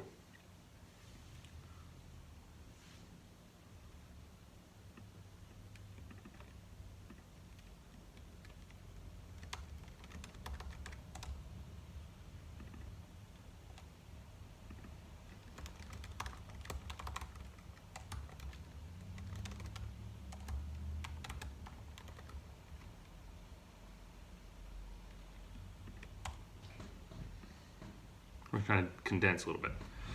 Makes sense. Not the mess.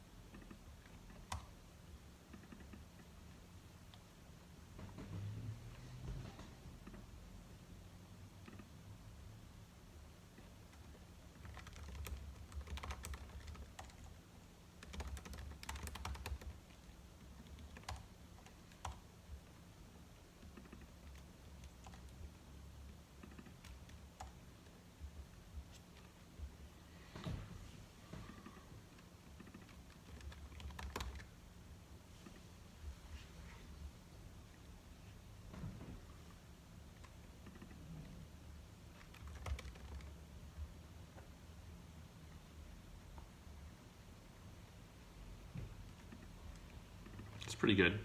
I think that's how it works. These illustrations will help a little bit. So what I'm imagining for these is like,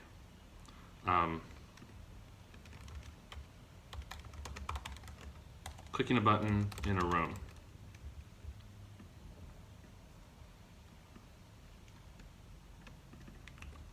Phones sending things to the screen.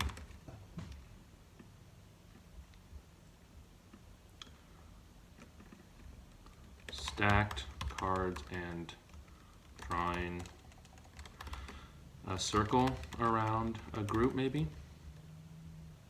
This would be cool to animate later, but let's not worry about it. The report. This turns out to be really important.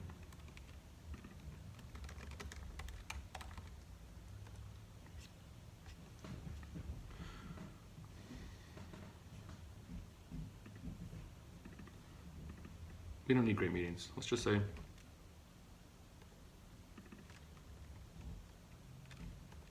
best of your team. Is that fair?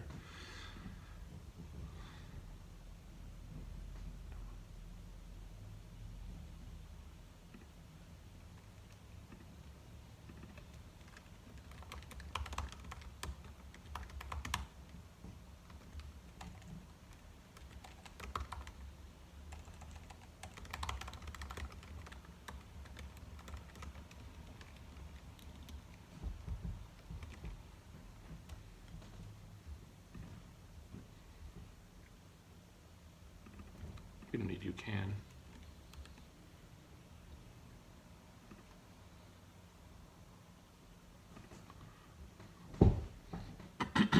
So this is just gonna be some abstract collaboration illustration. Let's just say people collabing on a board. This one should be a mess of markers, etc. This one should be the agenda.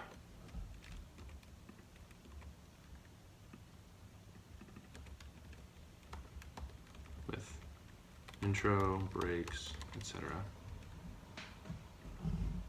Or actually templates.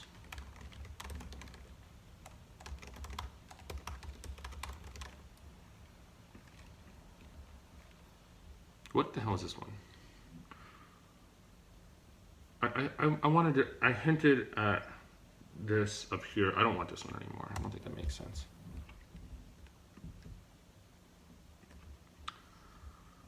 Everything is personal.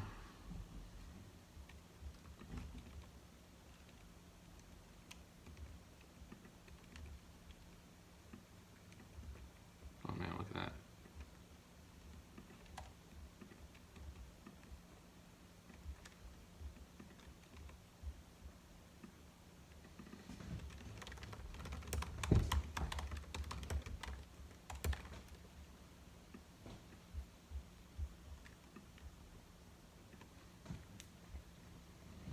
This one is a little bit less of a benefit to me and just like a belief or philosophy. I almost wanted to say like, you know, I was imagining for this just like a big, some kind of funky background.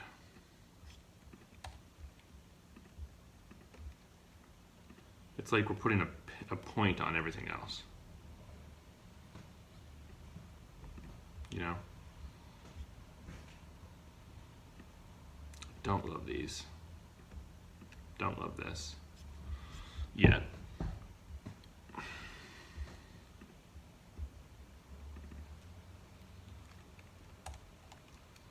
I don't like this what if after all.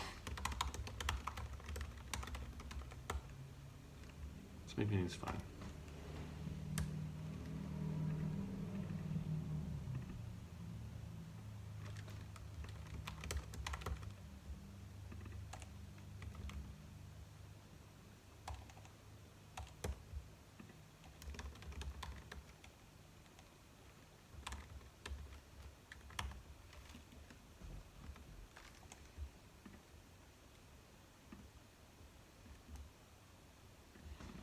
Good enough.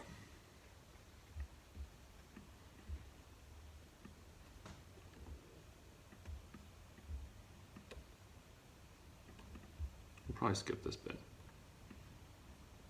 but we don't have to worry about it right now.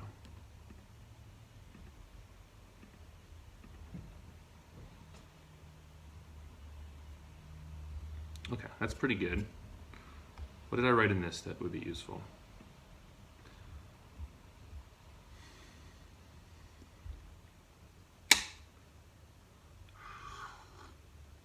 Soak up good ideas.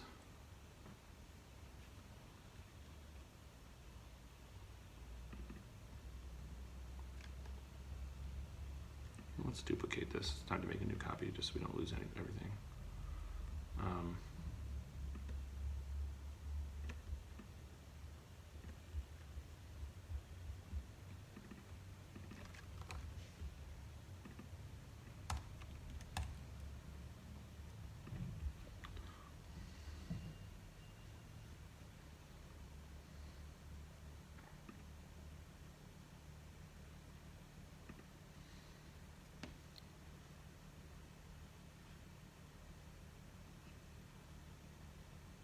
Collaborative in real time, yep.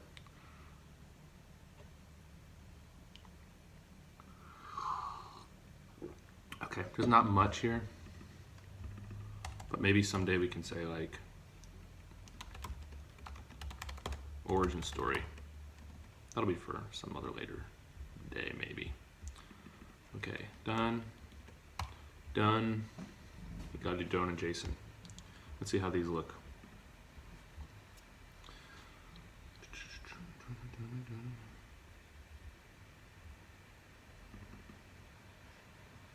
Toolbox of exercises handy.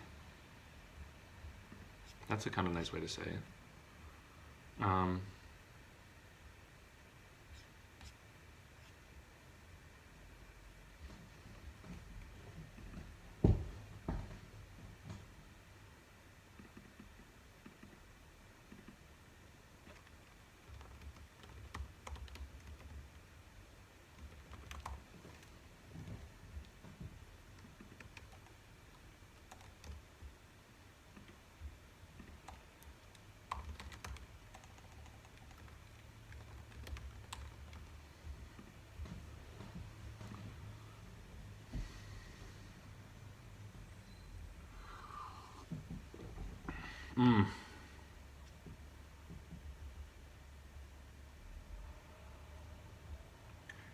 We haven't talked enough about the results they're going to get from these meetings.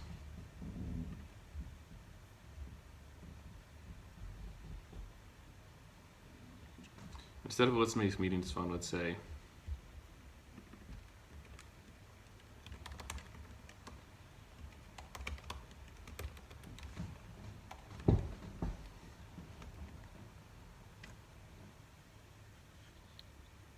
what did he say?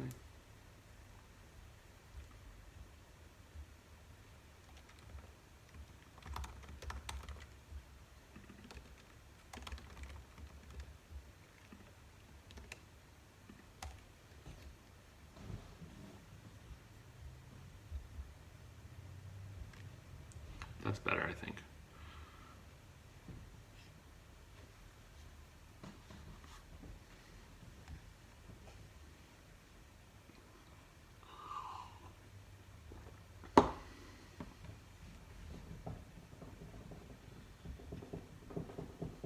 We spoke to it, but we didn't say pressure anymore.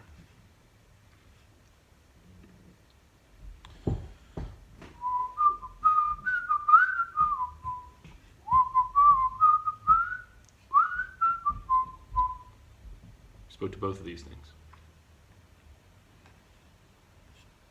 Okay, cool.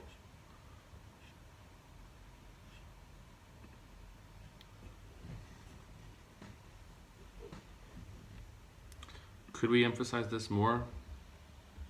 I don't know, that's very client-y. I think we talk about it a bit. We do talk about it, we say, right here. Shuffleboard is flexible without being overwhelming.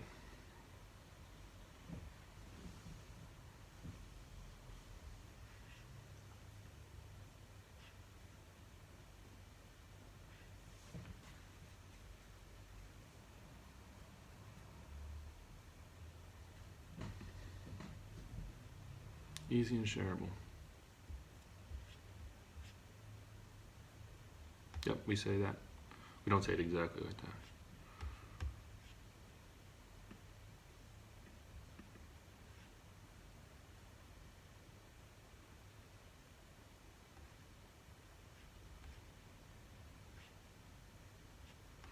All right, guys, pretty good. This is our best yet landing page, I believe.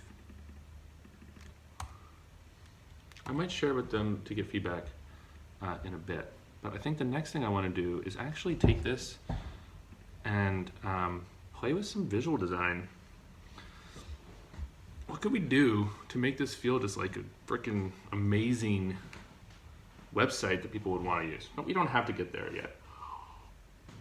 In fact, what I'll probably want to do is, maybe I should just like, maybe I should just add it to the website. Should I do visual design where I pull in the brand stuff and like create these illustrations and like, you know, like for example, teamwork here. I'm sure there's like a remote. Is there a remote looking one?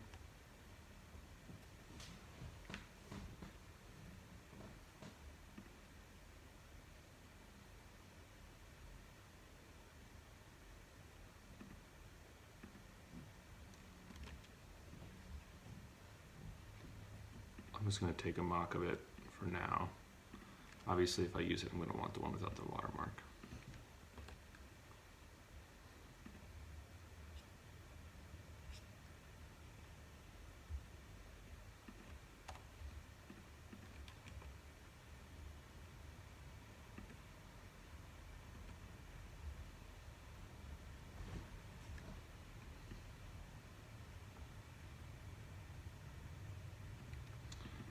Sorry, cool person, you didn't fit on my screen. Feels so bad.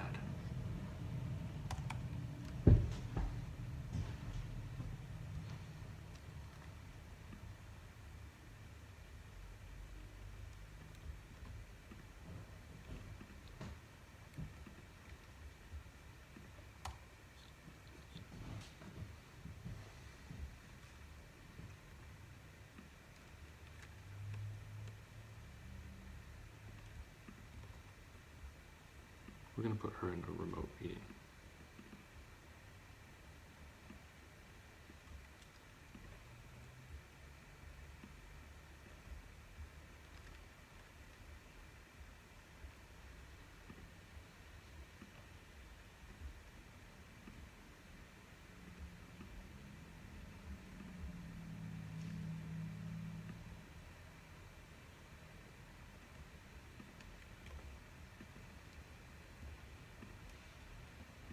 Woof.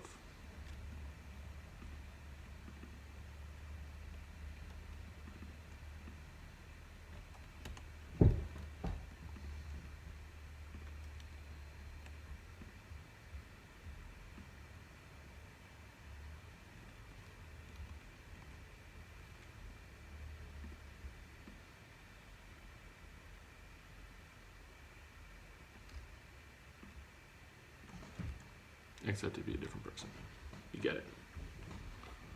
It could be remote. List of templates. Oh, we'd have to do that ourselves. Is there something that indicates something that is a huge mess?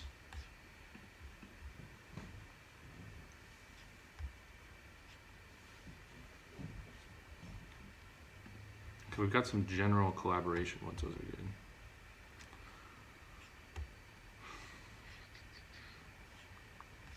Nope.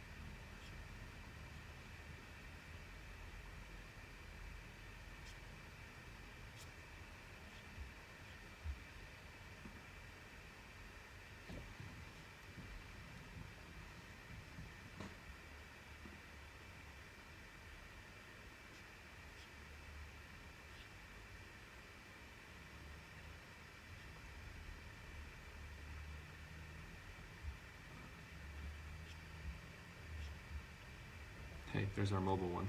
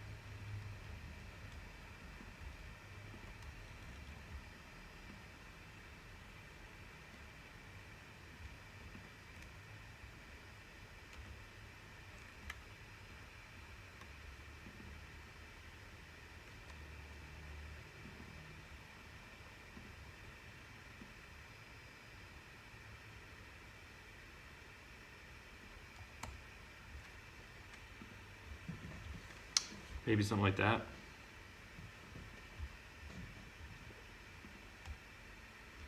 I think this would just be something like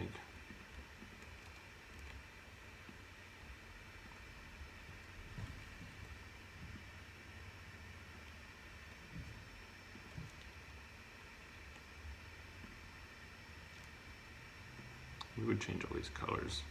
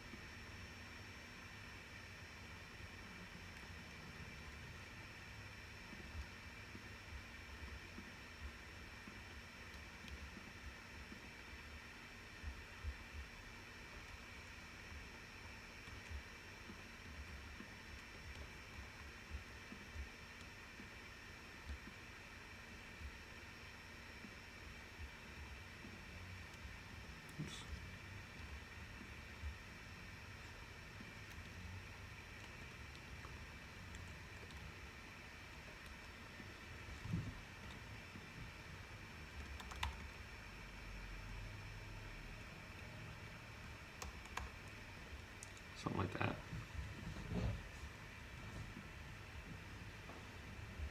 Could even do this. It's a little weird. You get it.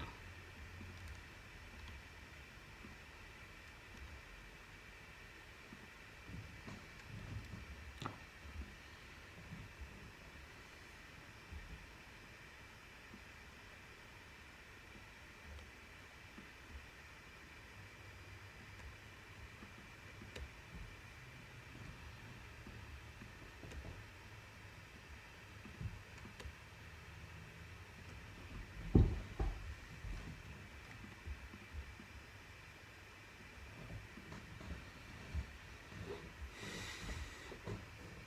This might be too much.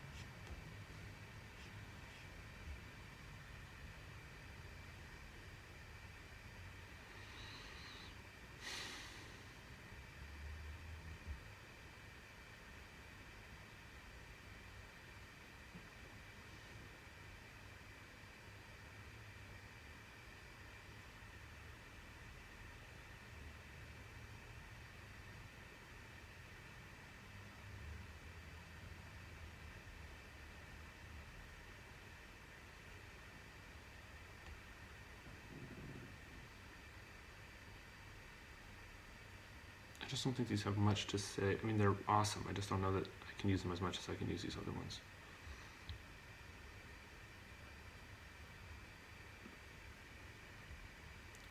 Things don't match as much as I thought they would, by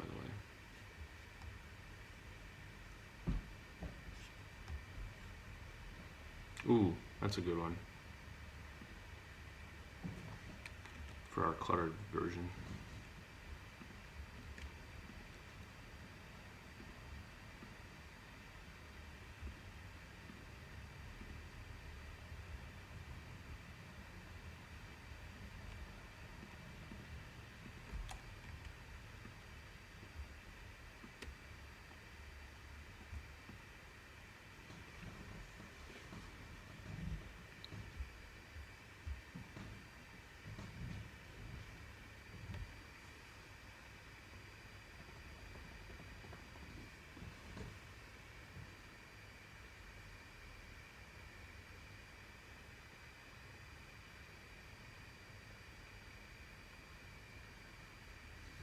This should be simpler, maybe. Too many steps.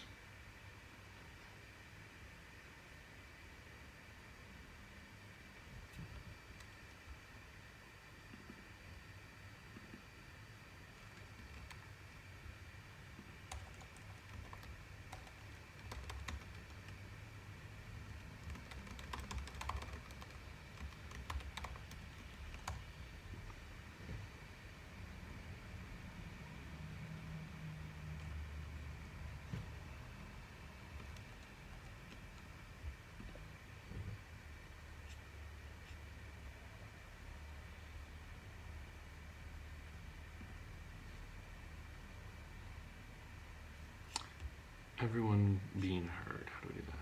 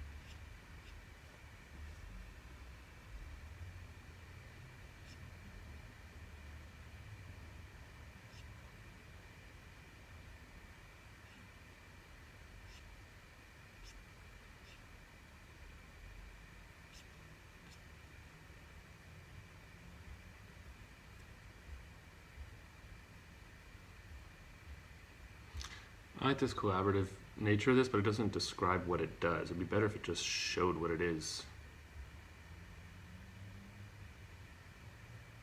Like it could just be this. Whoa.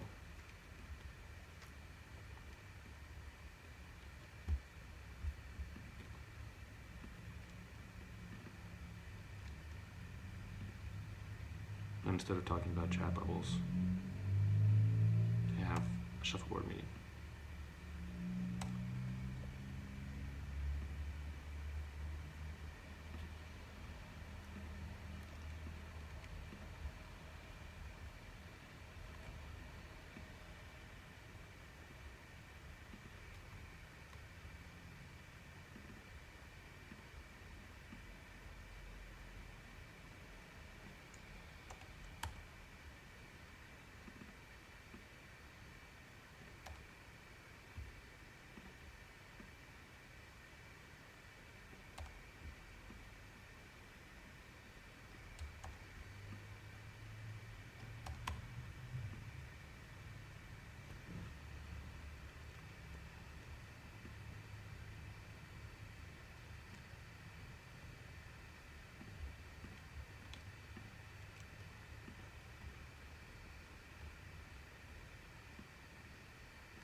Maybe.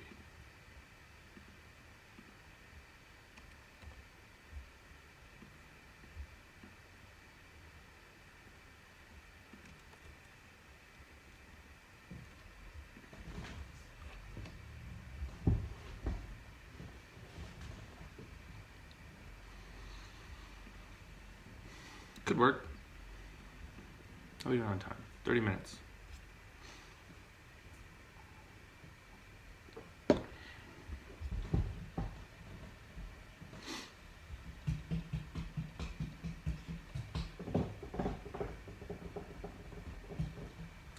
So many illustrations to get to the thing. After I put them in, now I'm thinking like, woof, it's kind of a lot.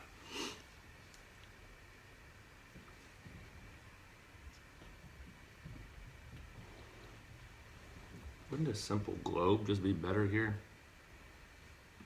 Do we have a globe in this glaze thing? Who made this glaze thing anyway?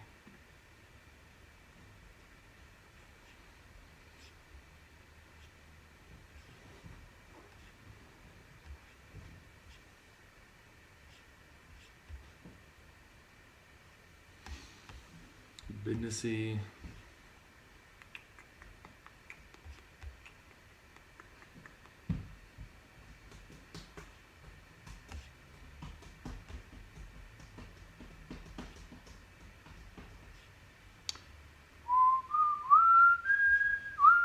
That's sort of, oh, there's a globe.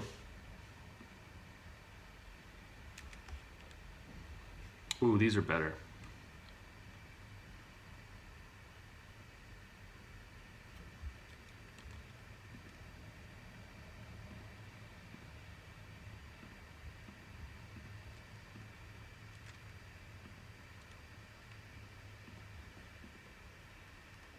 It might just be better to say,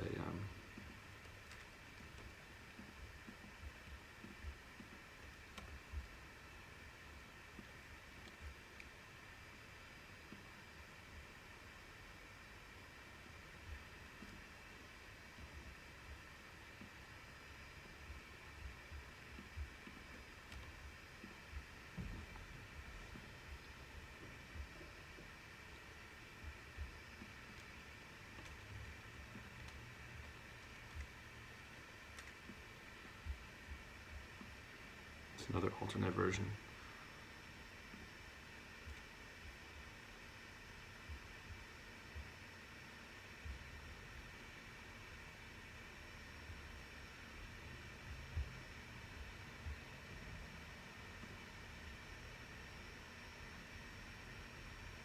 Ooh, I like that.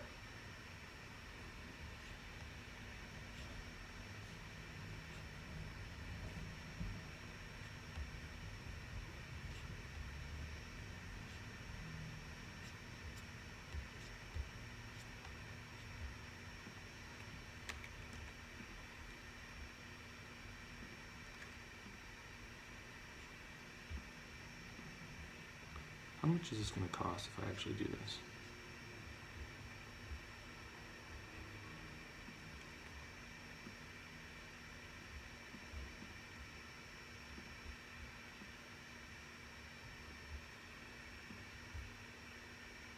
$20. You know, we could easily spend $100 on these illustrations. It's really not a bad investment if we think that we're at the point where the illustrations are going to make or break sales.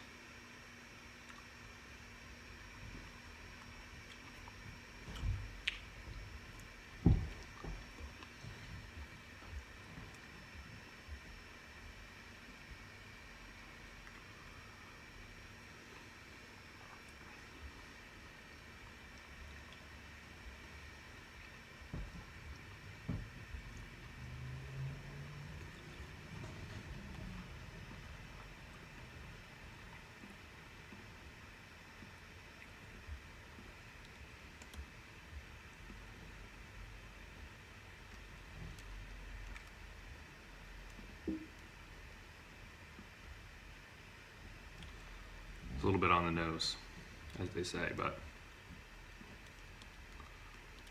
it's okay.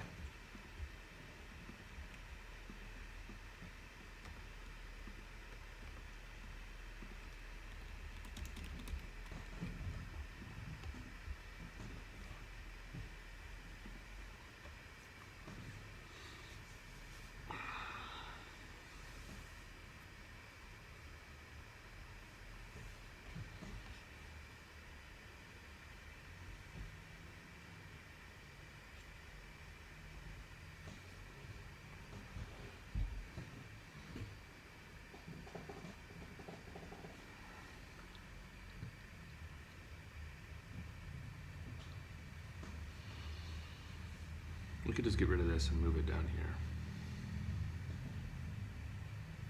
We could just say this.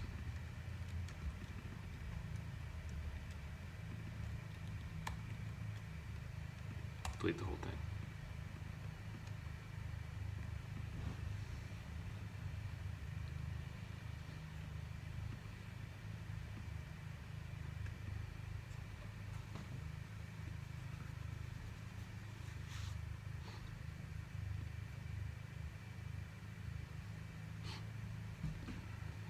Maybe we could weight the how it works section a little bit clearer, so like we're just clear about what the product does. These would be more product shots.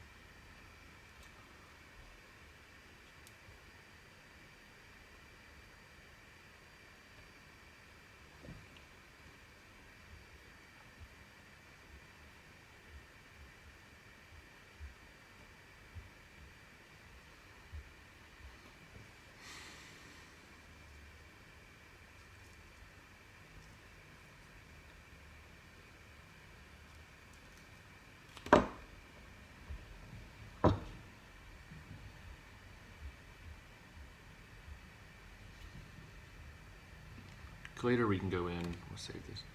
Later we can go in and get the colors right and really tidy it up. I don't think it's really necessary to do that yet though. I don't think.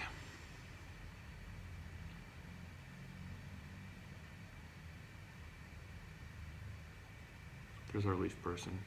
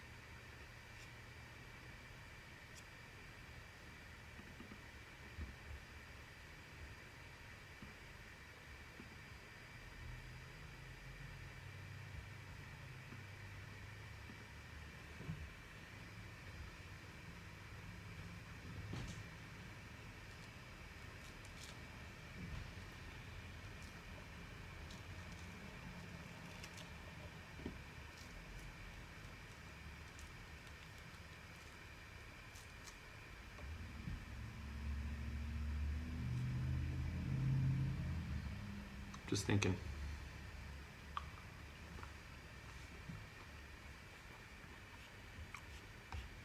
This is the boring part of the video. I'm just thinking.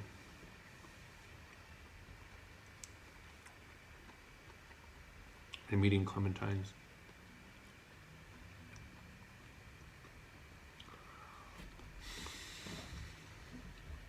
All right, what if we did another version?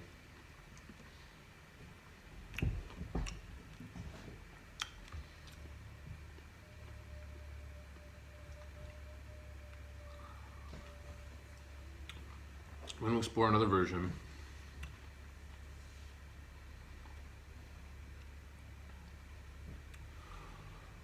where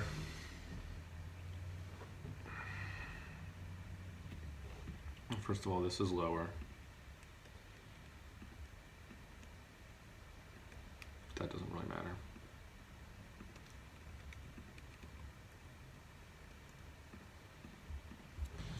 Where we condense this.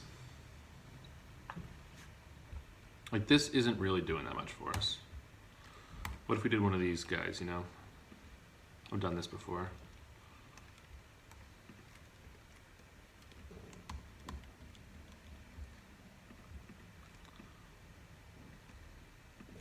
A little more instructional.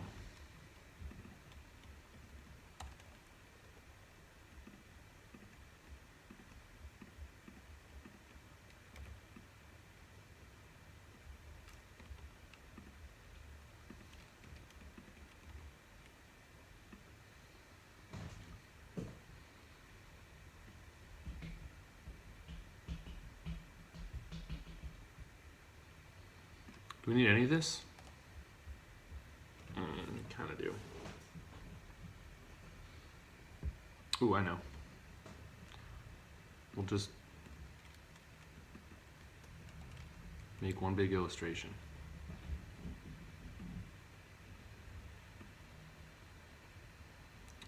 That seems like it could be good.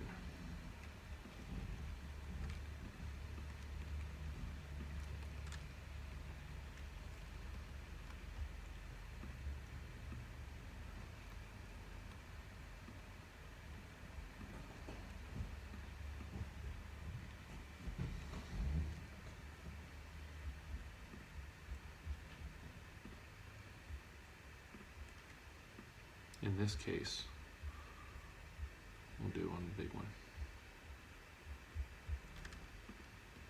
What if we just did one big ass thing that just shows, like, here's everybody doing it.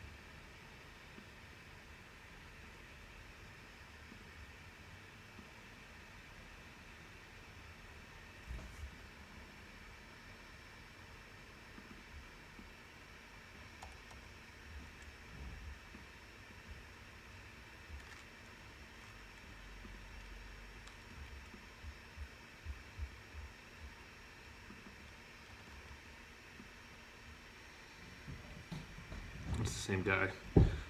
Whatever. Don't say anything.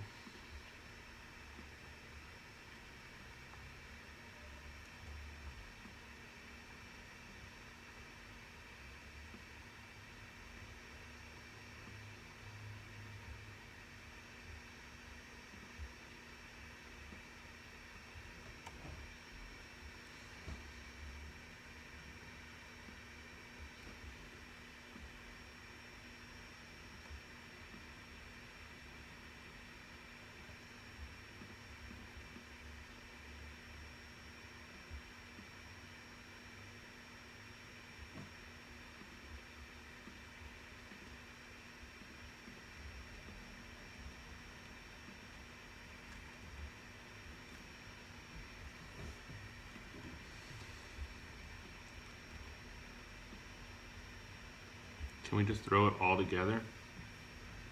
This is crazy.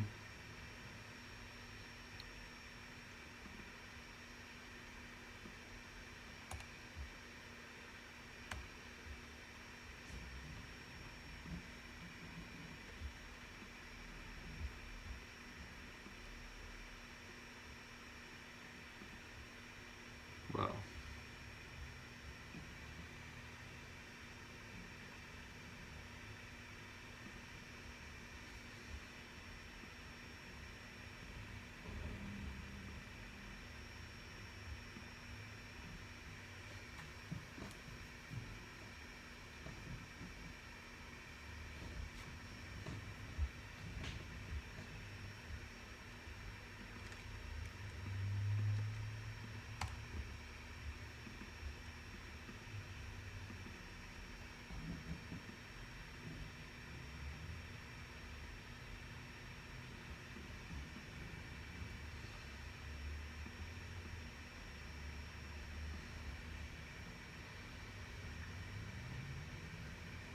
That kind of gives a good visual of what's going on. There's people, remote and in person, working on a board, and you can add things yourself. It's like a POV. Potentially.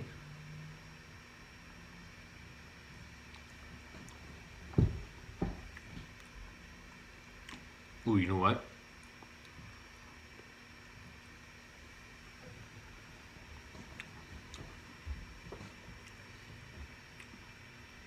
You could make this a video. Well, I don't know. Guys.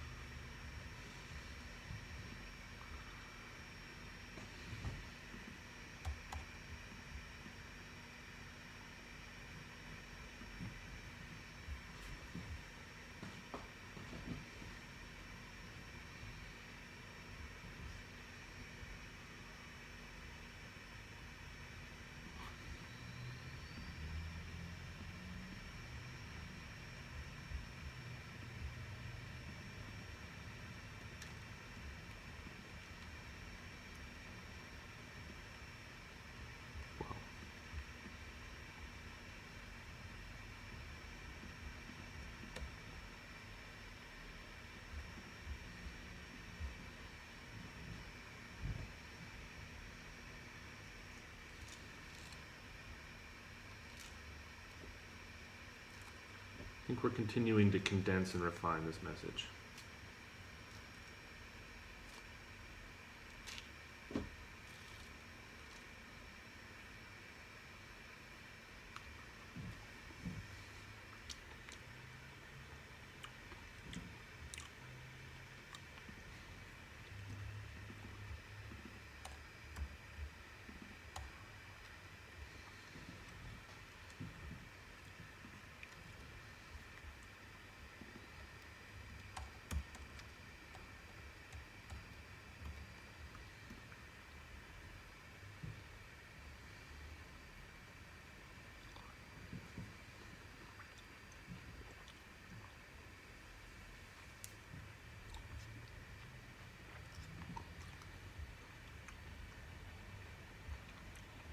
We're getting to values, benefits. It's starting to sound like a benefit-oriented page, which is good.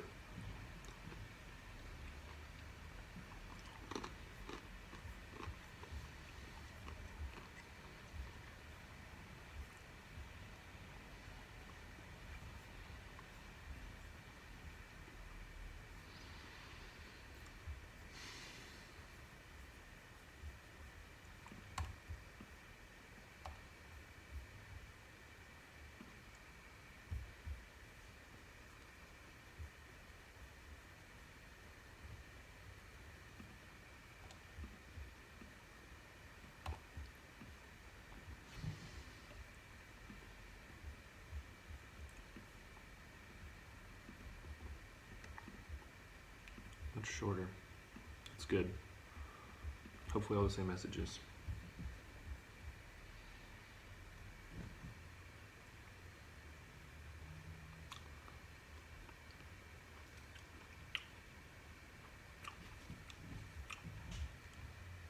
You know what? Let's change the copy here. Instead of organize and create meaning, let's say there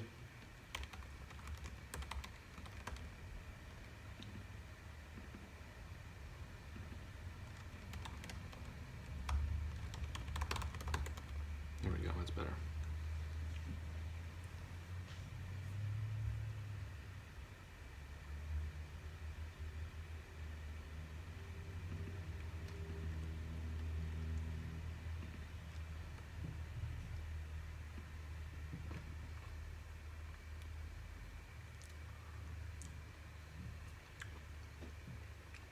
Instead of joins,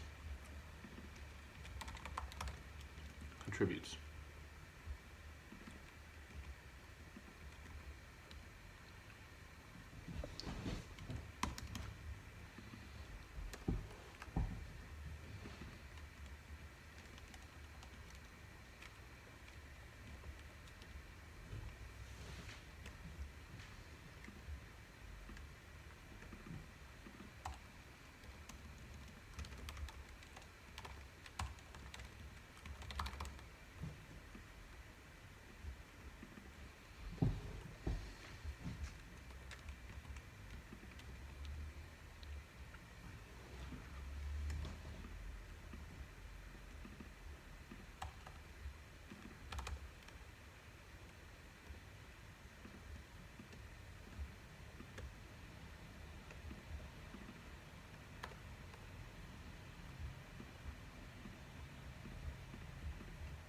Is this kind of thing weird?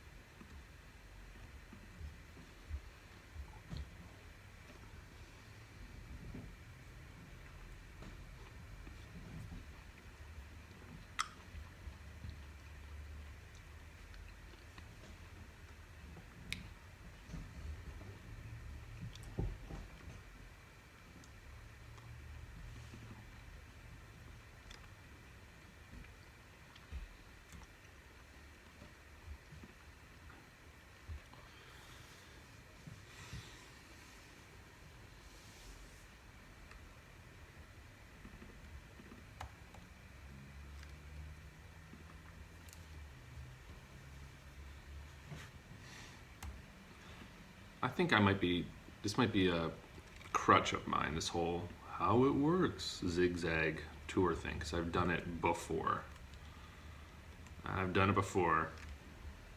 It's not the first rodeo with this whole vibe.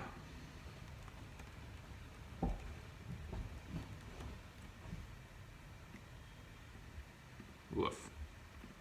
Not great.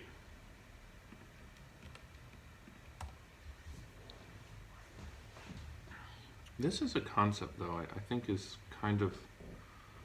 is strong. As always, I'm gonna have to like step away and come back to it to see if I like it.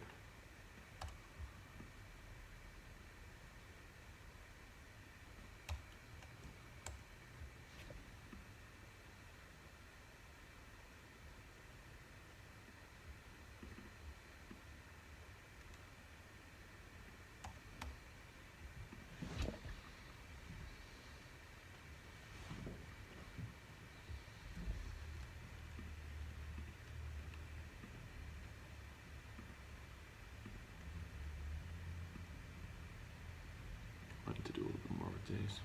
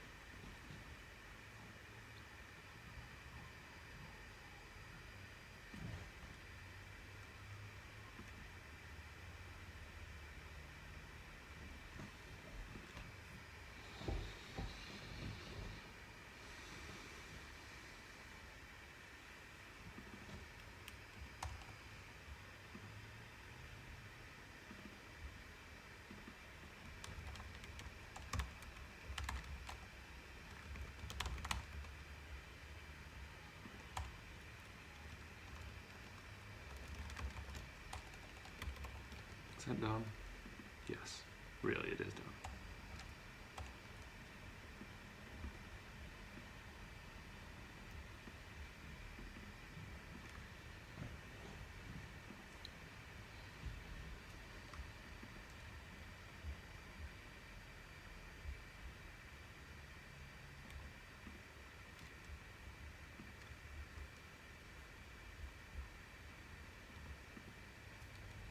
There's my blue.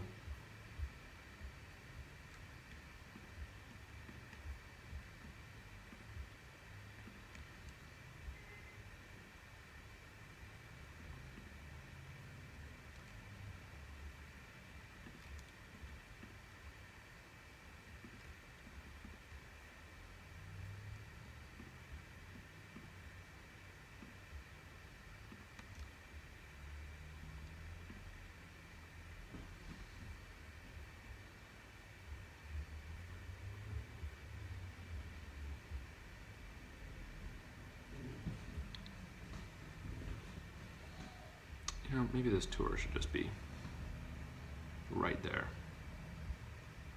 Let's try that.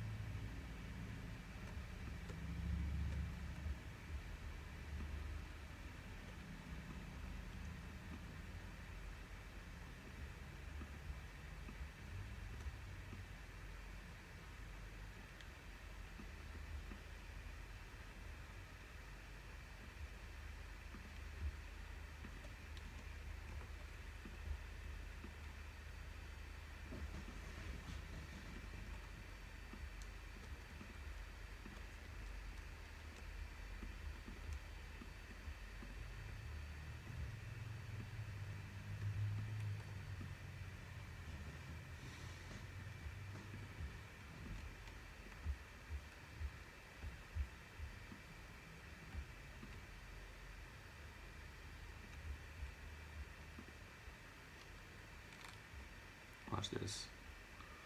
Could do one of these.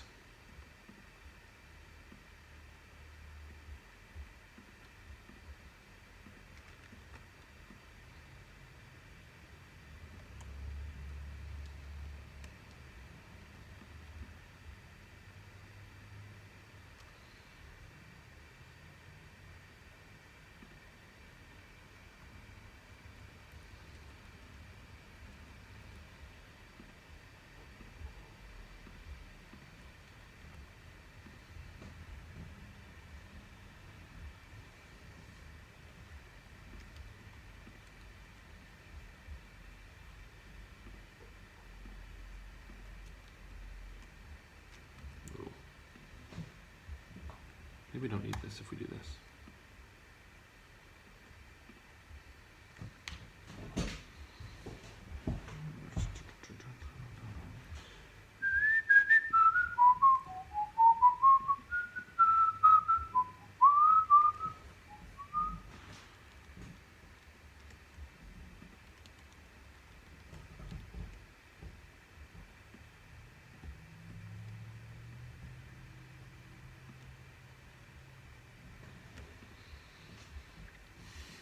All right.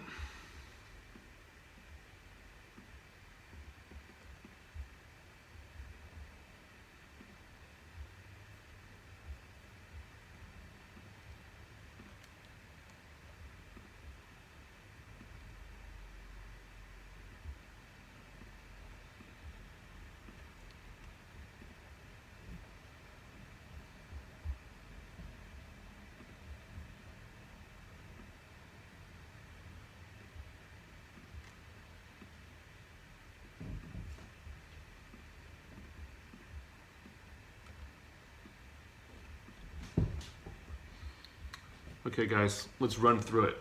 Oh, it's been an hour. Okay.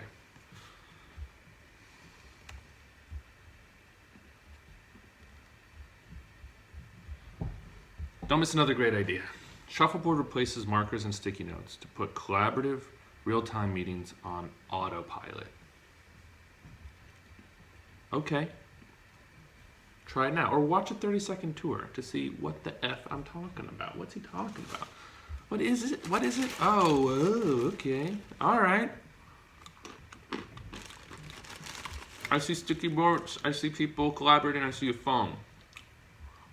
One, create a meeting with a click. Everyone contributes on their own device. People still got prompts.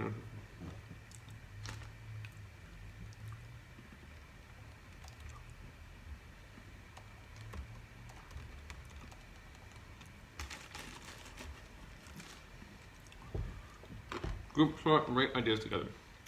Or, how many things next time?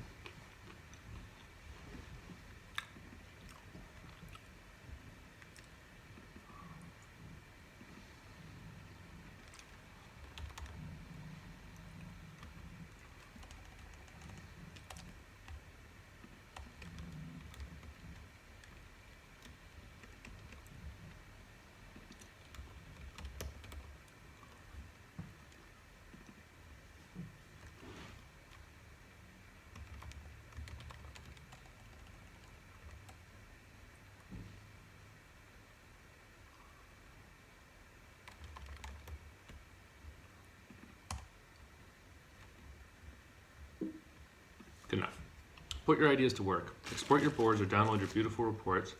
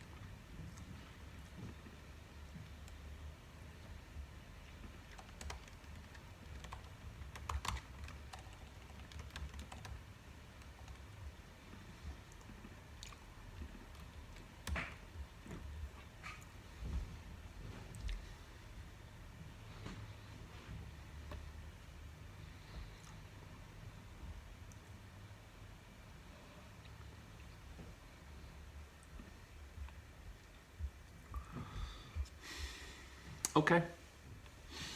It's a lo-fi. It's an ugly lo-fi. It's an ugly hi-fi or a way overdone lo-fi. I can't tell, but it's the right vibe. I'm gonna take a break, but I think I'm onto something, and it's definitely better than it was at the beginning of today. We'll definitely say that. We'll see where we end up. Hey everybody, we're back. I'm gonna try to do like one more round today. I'm gonna go through and see where we're at. I wanted to, let's see, get my to-do list here. Share and get feedback. An idea in Figma. Why don't we just send it over to them instead of doing a Google screen share or whatever. BC and J, maybe. Export illustrations, ooh, we did that. Code new landing page, maybe. I wanted to shorten that video. That was something. I'm gonna do one more review, copy review.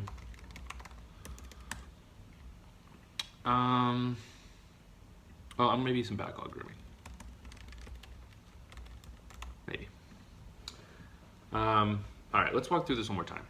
Don't miss another great idea. Actually, I don't like that. What? Who? What? Great idea?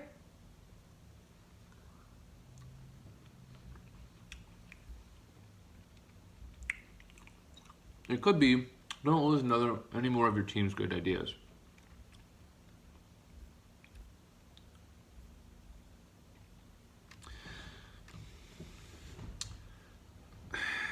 you know what? There's a couple different approaches to doing these headlines. One is the benefit right off the bat. Never lose another of your team's great ideas. Which is okay. We want to get a benefit, right? We want to share the benefit that this thing has. But whenever you read those, you're always like, what? Who's it? What am I doing? What is this? What the hell is this thing? Do you know what it really is? I don't want to like sell myself short or this tool short, but it's really just like this.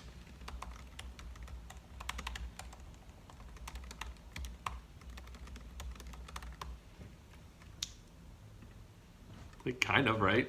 Just say goodbye to sticky notes and markers. So now we don't have to say this here.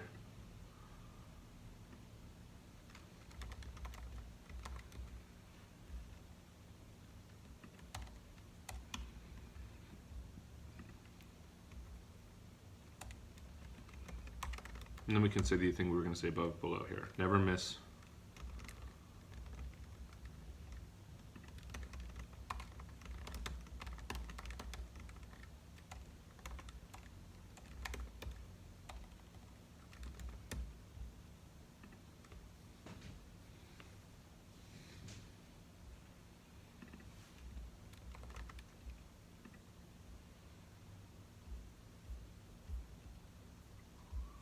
Because that's a little longer. This is a little punchier. It's a little iconoclastic. We're kind of picking a fight. That's exciting. I remember when I worked for my last company, my CEO one day came into the room and said, "We might get sued." And he was so giddy about it. It was ridiculous. I was like, that doesn't sound great. He's like, no, it's awesome. That means we're like getting in it. We're in the mix. We did not get sued, but sometimes you gotta pick a fight. You gotta say, this is what we're doing. Say goodbye to sticky notes and markers.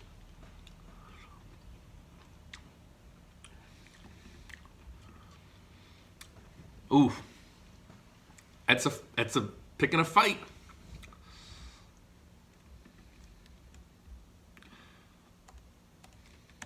Never miss a great idea from your team again.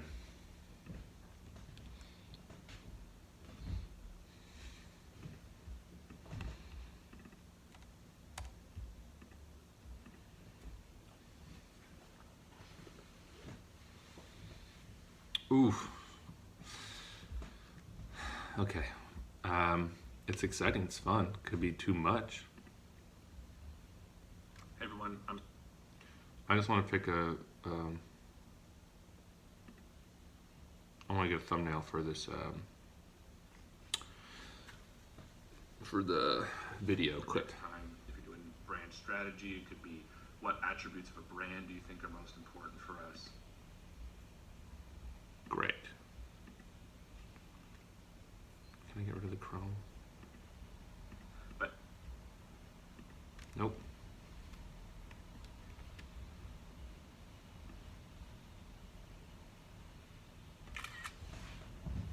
It's fine.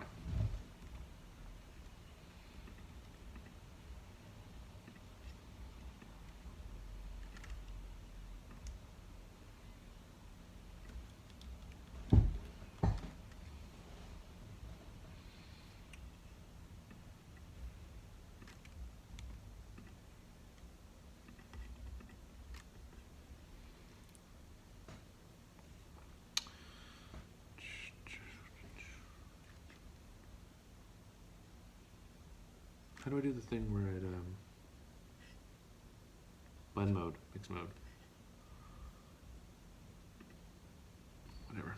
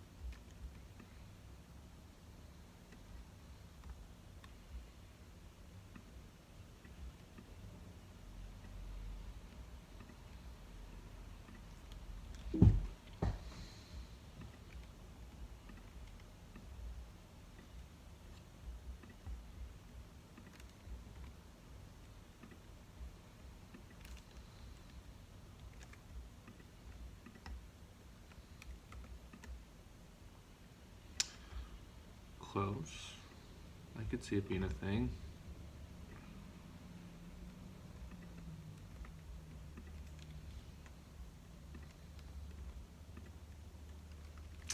Not what I meant to do.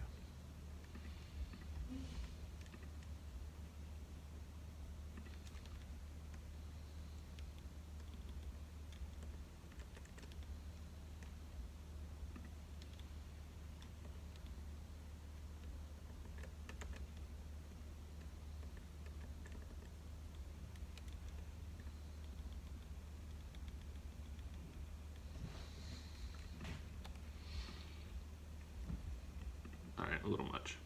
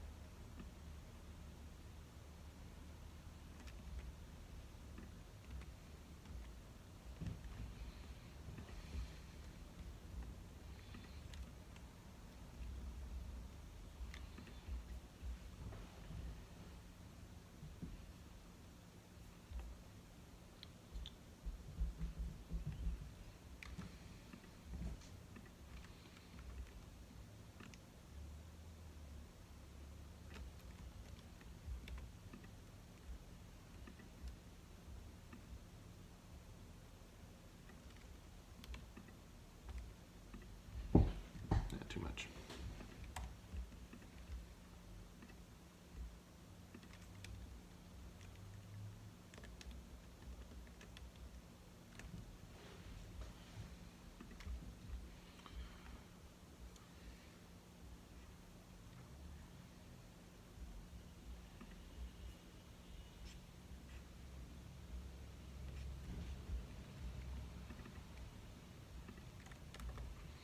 Does creating a meeting with one click matter?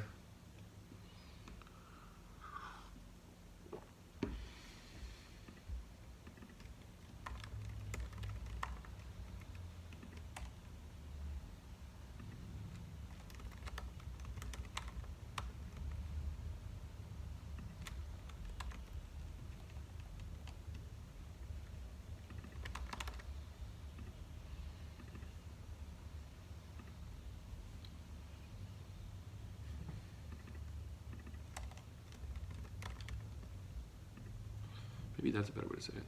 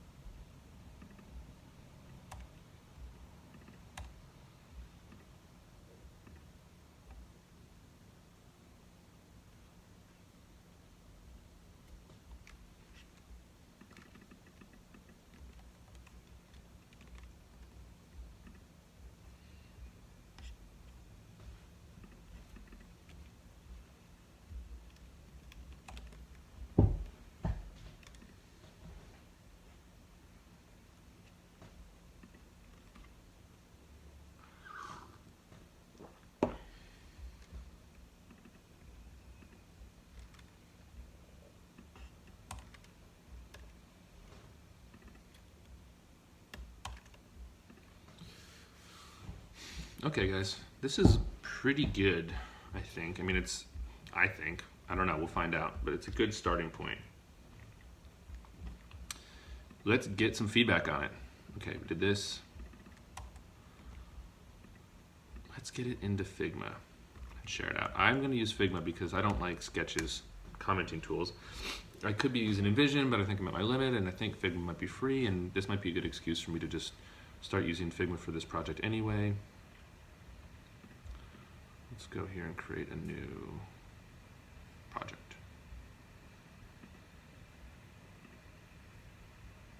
Can I do that? There we go.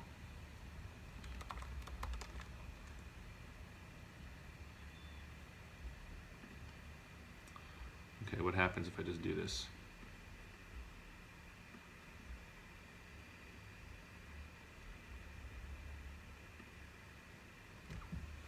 We'll see.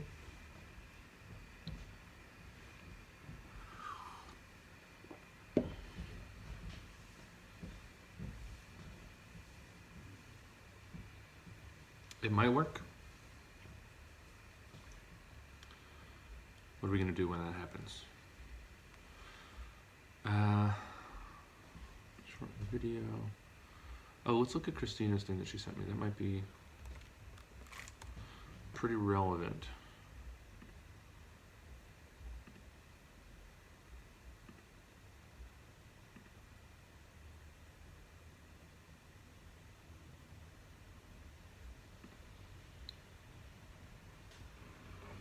Okay, I'm going to walk through a quadrant analysis. Tammy and Sheevan are here, but they don't have to be on camera. This is how we walk through after we do some brainstorming or set out ideas or tasks around projects or products that we want to make. And then this is how we prioritize it.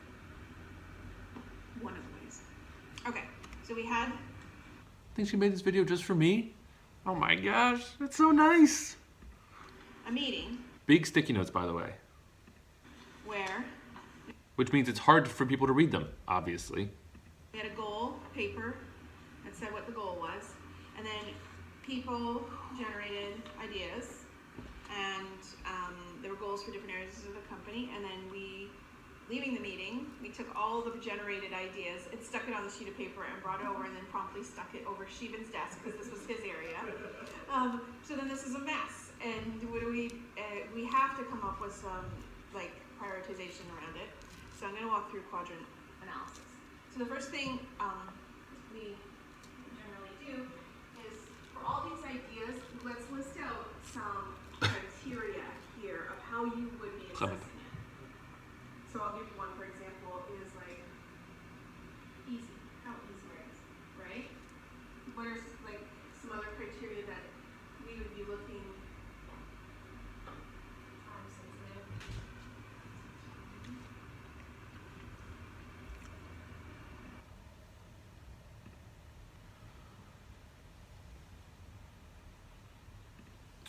New version.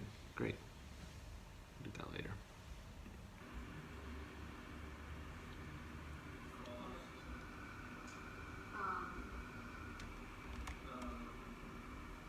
Resources. Yeah, that's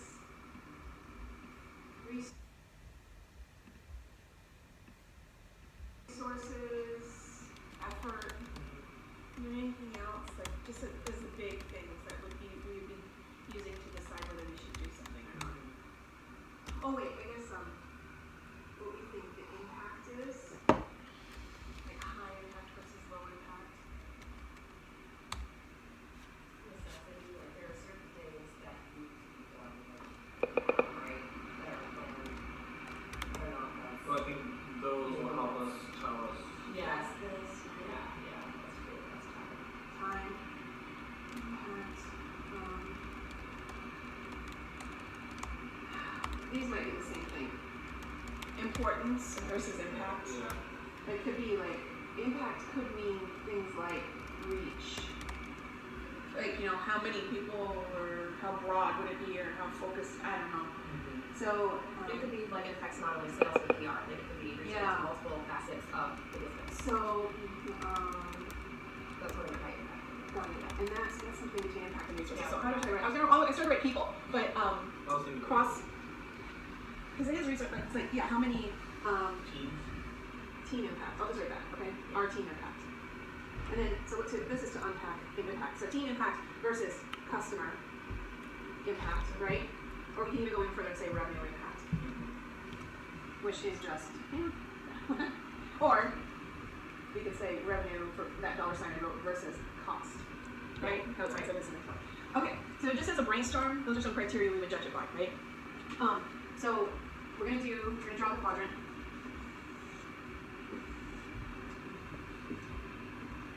So what I do is I start picking up pairs of these. So for example, I'm going to be something like, it's easy to do, and this is like these are not easy, right? And then this is, let's say, low effort, and, oh, I did it wrong. This is high effort and low effort, right? Just for the sake of argument. So you pick a pair, and then when we look at this quadrant, easy with low effort is obviously quadrant 1, right? That's the most desirable thing. And then easy with high effort, hard with low effort. Wait, this is dumb. It should have been like expensive. I know, I was trying to figure out their kind of synonyms. Yeah, I made a mistake. I made a terrible mistake. Expensive, cheap is just for the sake of argument. So not that. So the first quadrant is cheap and low effort, right? That's the most desirable quadrant. I can tell she's done this a bunch of times before. She's got a system and a plan down, but also there's a lot of figuring out on the go what to do in the meeting that's specific and relevant. Like there's this thing where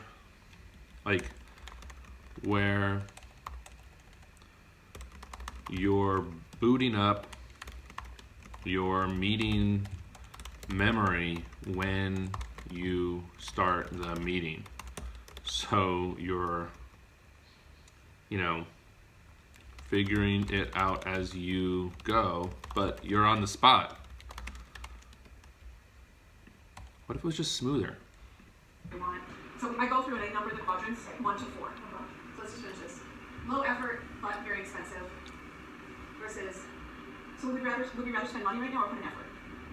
We'd rather put an effort, yeah, right? So high effort and cheap is 2.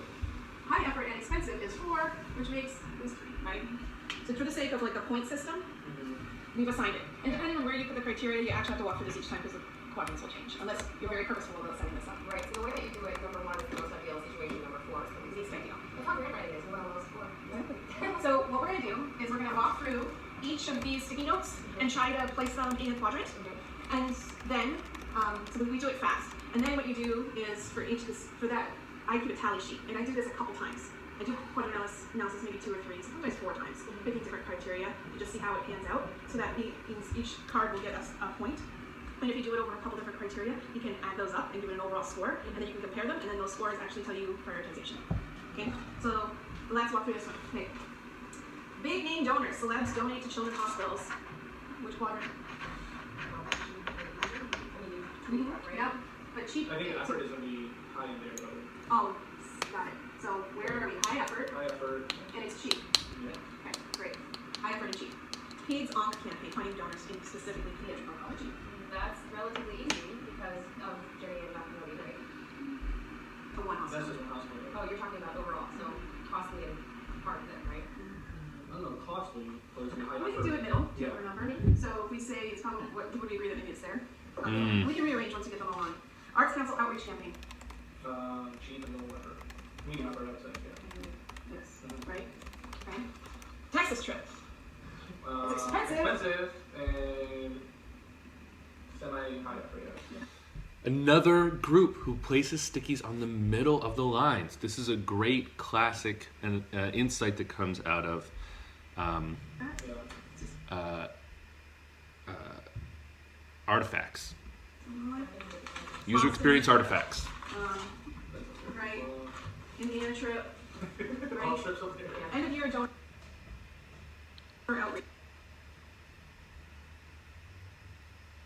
Okay, I'm going to pause this because I want to get some feedback out to folks as quickly as possible. And the reason I want to do that is because I think that they might leave feedback before they leave their offices at 5.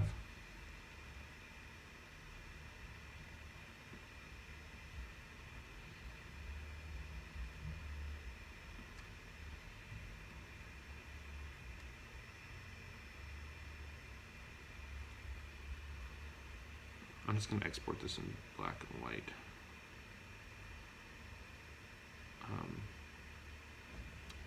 In a different document, I think.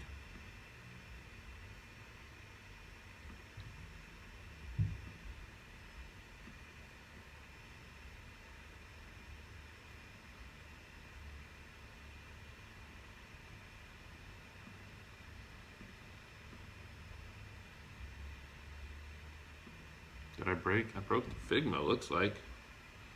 It's really crawling.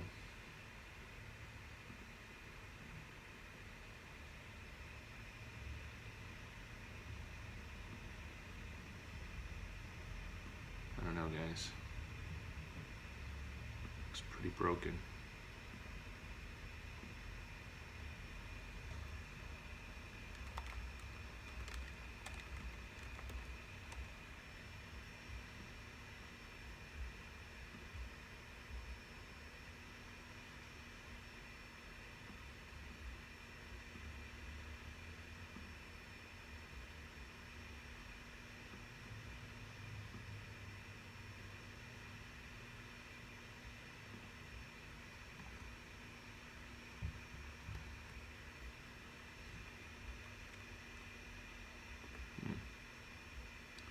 We want to export a little better than that.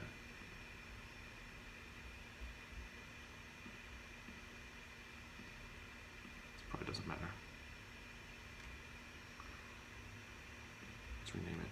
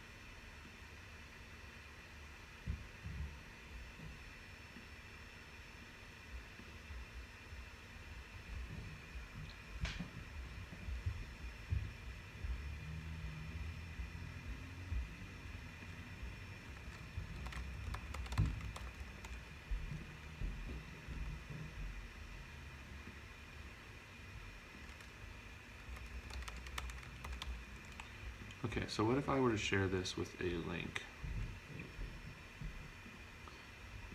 Anyone with the link can view.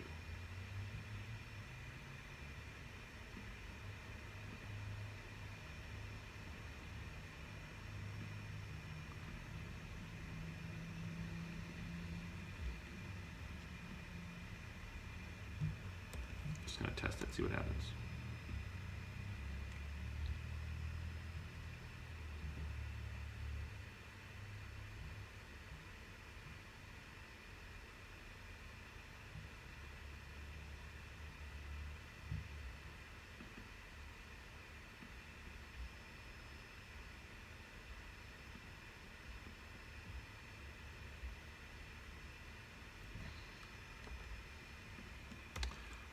I just want to make sure they can actually comment on it before I send it out.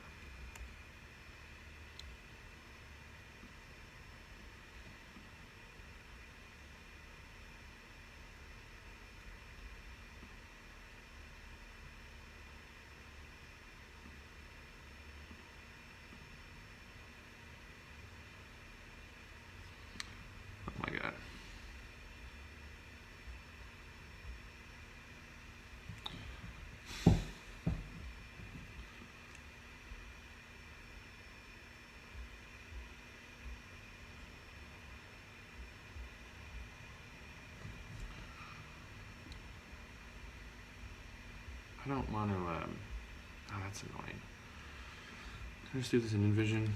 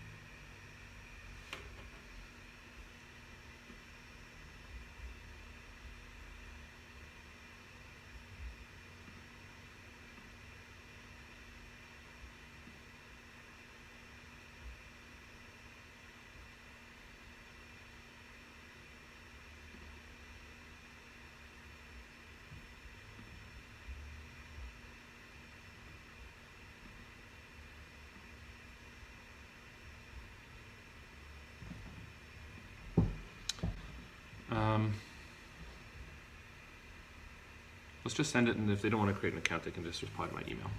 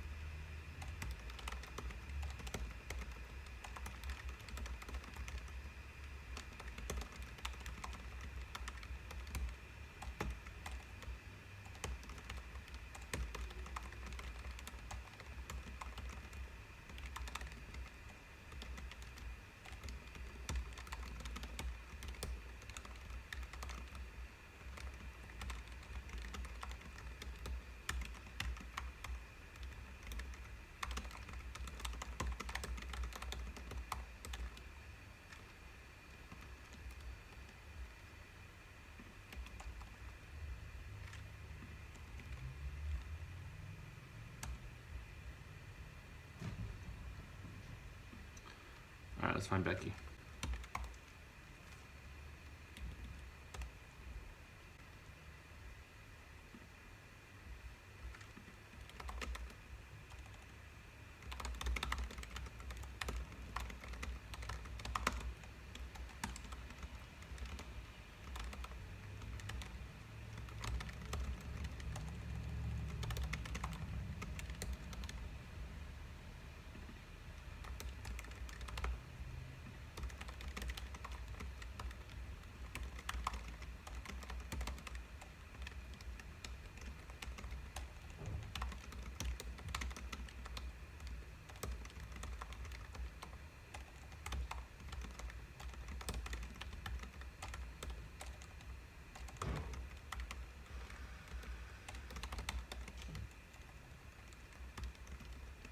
I don't want to pressure people into giving me feedback.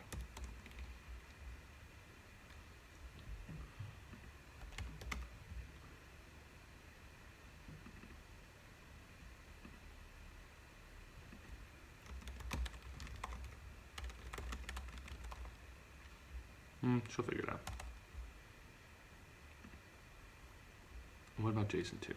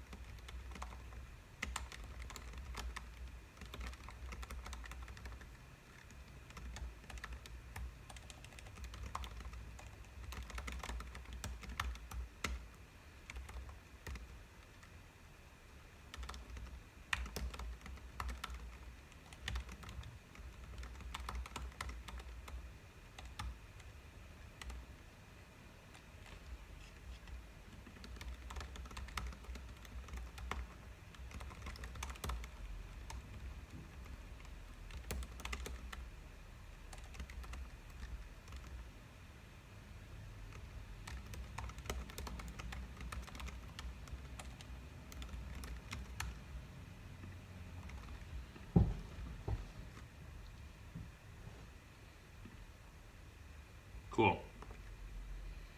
So we got it out for feedback. That's a big one. I don't know that, Figma's the right thing here because it seems real slow, but we'll see. Shorten video, code new landing page.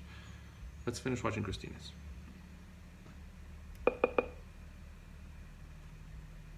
Lose the volume.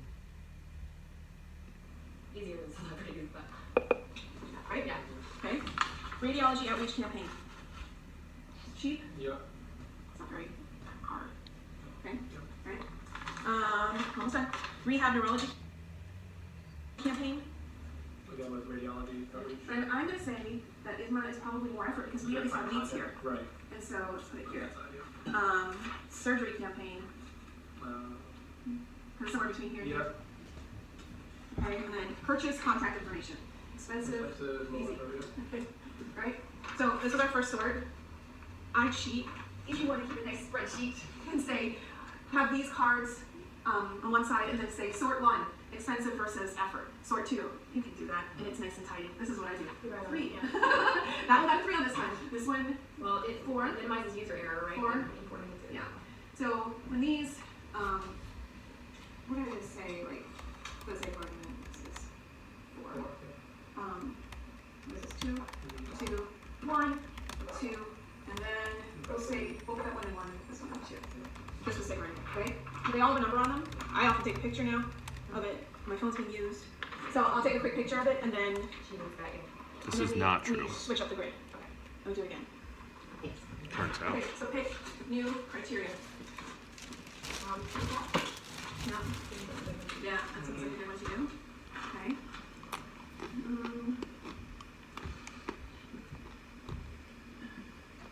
So impact and what revenue or something maybe? No, maybe that's impact. That's impact. Yeah. So what is the other? Versus. Time? How much effort is going into that? I don't know. Okay, so let's So do what if the we did like team impact versus customer. impact? Yeah. Okay. So we'll do team, impact, and customer. That allows us to see how much effort Okay, let's start sorting and see if that works out for us. high low. Okay, so this is always, up is always high, and to the right is always high. Yeah. Purchase contact information. That'll help the team and the customer as well. Because they will be covering this. Oh, we forgot to number it. So let's number Oh, it. yeah. So high customer impact and low team impact is probably number 1, Yeah. right? High customer impact and high team impact. So let's say low customer impact and low team impact. So, That would be That'd be 4 probably. oh no, this one is high team impact and low customer impact. Yeah, that's 4. Right? Essentially what we're doing is we're scoring each of these items based off of these categories. Is it, high, mid, or low impact? Is it high, mid, or low? Et cetera, et cetera, et cetera, et cetera. And then the answer is a calculation of all those. And then we just have to sort. Would The quadrants seem like you could even do without, potentially, if you just did the scores individually. you rather have impact team or impact customers? Impact customers. I would tend to agree. Yeah. So in this moment in time, we might say we'd rather put in more effort ourselves and get better results from customers. Yes. So then that makes high team And high impact customer. and high customer impact the next most desirable, and this one is the least desirable, right? 2 and 3. Oh, I screwed up. Again, I'm glad I'm recording this. There are a lot of little annoying writing moments. Like the write and how are we doing the meeting. Like people shouldn't have to Okay, figure so out how we've to got use 1, 2, stuff 3, 4 like in terms this of on the go. the point system, right? I still don't understand why 3 and 4 are switched. Why did I screw up? You may not have screwed up, no, what? Well, 4 is because if we're putting a lot of effort in and And there's no results. no results for the customer. That's true, basically- that's the worst, that's the right, worst. you're Or at right, because least- if you're putting in a little, not as much. Yeah, we're lazy Yeah. and it didn't Yeah, do you're anything. right. Okay. That's funny. It's not funny. Take that. It's just not as bad. You're right, that makes sense, thank you. Okay. So each one has a little story. We're lazy because we're stupid. No. Purchase contact information. Low team impact. Low team impact Yeah. and possibly, potentially high, right? Indiana trip. Yeah, that's high team impact Yeah. plus high customer. Because you're putting that. Well, because it's only a few customers, right? Sure. It's like maybe 3 versus 5,000. So we're talking customer impact means all customers, not just. Well, that's the argument thing. Like if you mean like we're likelihood to get a customer. Yeah, that's what I was thinking. Okay, that's More likely to- okay. So yeah, either way, it's a 2, whatever. So the same with Boston. Yeah, and so This, yeah, well, if I was smart, I might have it together. Similar ones. I need diagrams of pizza oncology campaign for donors. That would take a lot of effort. yeah, that's what I was gonna say. But since it's focused, would you say it maybe goes in 2? Mhm. Yeah. Because when you focus it. Yep. So do we think that the pattern is surgery would be the same? Yeah. And radiology would be the same? And rehab neuro would be the same? Well, this is interesting. End of year donor outreach. I think that, yeah. Just throwing it out there because it's 1 degree removed from the customer. Yeah. And we don't know how to do it, so it's Right. yeah. Nickname donors, celebs. I think that would be the Over here? the outreach. Okay. Arts Council outreach over here. Yeah. Okay, so we got a second sort. We're gonna write the numbers here. 4, 4, 2, 2. Right? What'd you read? 2, 2, 2, 2, 2, 2, 1. So picture. We can do one more sort if you want, or you get the idea. So like when I go through now, these are 6s. Like if I want to do a quick That's thing. the lowest priority. 6s, 6, 6. We might. This is why I sometimes do 3 because like all of these are 6s, Yeah. right? This is a 3 up here. This is a 4. This is a 3. This is a 6. This is a 4. This is a 4. So as a quick, we only did it twice, and we should have done it at least one more time. Radiology outreach campaign and arts counseling seems to pop up. Yeah. And then purchase contact information and this other campaigns that we're less familiar with. So it's funny how that has to kind of float to the top and there. And then I think it's the ease of contact though. yeah. And then we got a glut of things that are going on here, Yeah. which I think at least one more sort would have helped with and with some different. And also redoing the same thing, like say cost. We already did that one. It was expensive versus cost versus cost versus effort. We didn't Do do cost revenue versus impact. I right. think that's an important one. yeah. So you might want to go through it. Could really impact revenue. Right? Yes. So. So that would start to help sort out some of those that. But I mean, I usually find if you do it 3 times, that's like a pretty good number to like get at it. And I don't necessarily use all the criteria because at the beginning we were just brainstorming what we wanted. So that's a quick way to do a sort. To get, it's really intended, these criteria are different lenses. You look at the tasks in to be more objective and run it through a few different lenses, see what it comes out with, add the numbers up, and then stand back and take the logic check as a human being and say, did this work? Like, did something weird pop up that was unanticipated? Let's look at it, and maybe it's because we weren't thinking it through, or maybe because something in the system failed to pursue the quadrants wrong. That's it. Cool. That's awesome.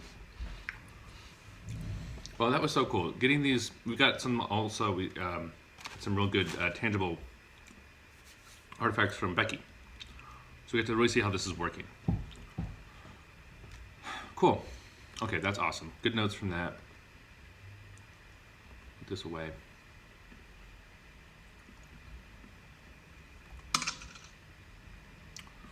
Goodbye to that. What else did we say we were going to do today? Just checking to see if I got anything. No. Shorten video, code new landing page, maybe. It's getting a little late in the day. I think I would like to.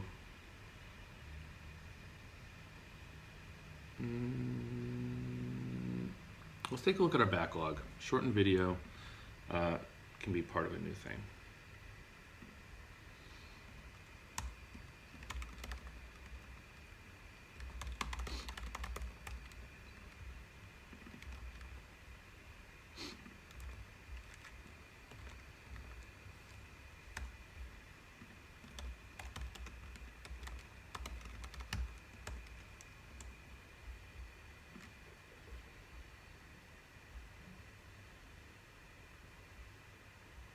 I'm just going to say waiting for feedback.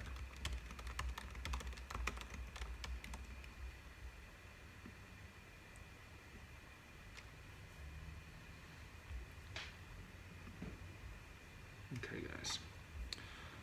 We didn't write any code today. I don't think it's the time to do it. Once we get that stuff figured out and if it's feeling locked in, then we can go through and fix our visual design, get a good brand in, and put it on the homepage. But until then, I don't think it's really worth doing. Backlog grooming would be good to do today. Let's close this down. Don't need this. Don't need this.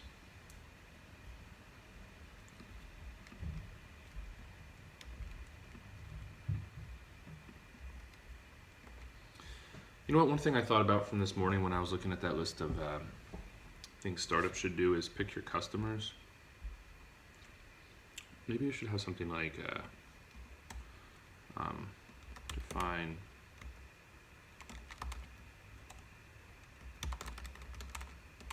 some kind of go-to-market strategy or something here that just basically says, like, which customers do we want? Ooh, that reminds me, I had an idea in Shuffleboard to actually update the bottom page of it here.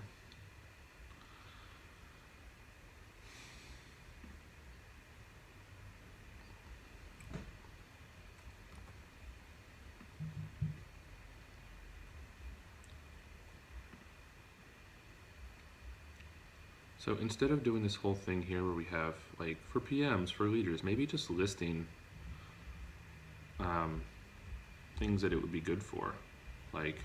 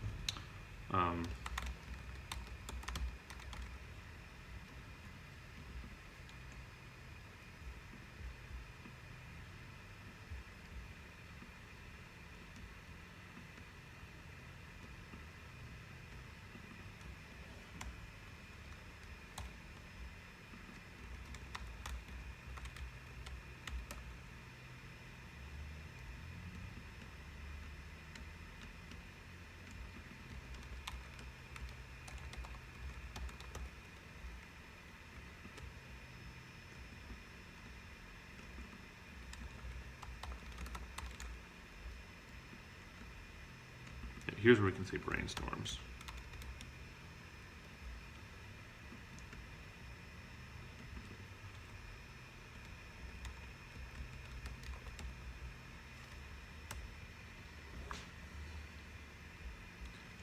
Maybe just to do, put a bunch more in here, you know.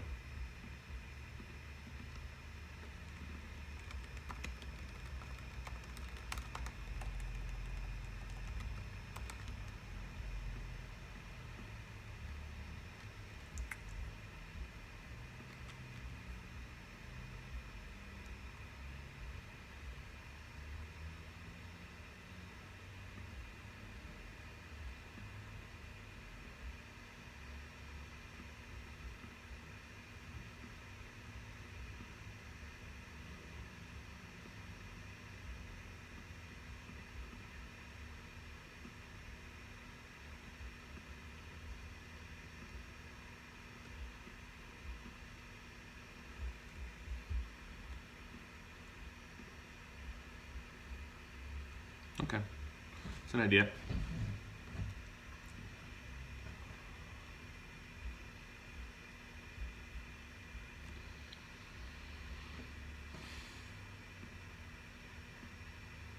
I want to get that real meeting in Shuffleboard. We'll see what Christina says.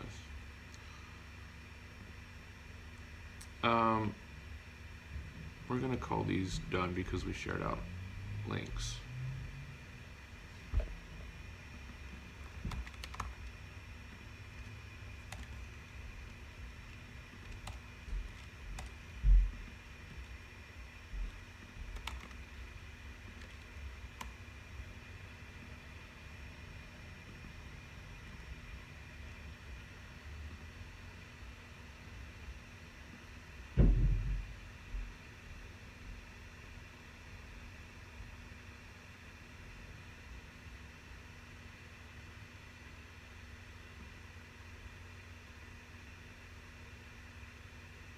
Maybe the next thing to do would be to just talk to a bunch of these potential people to interview and try to get in some real meetings.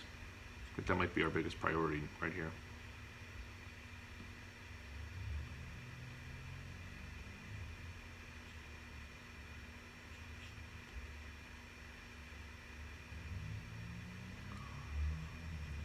pretty important. Custom templates does seem important. But edit in place might be more important. Arranging slides into bins.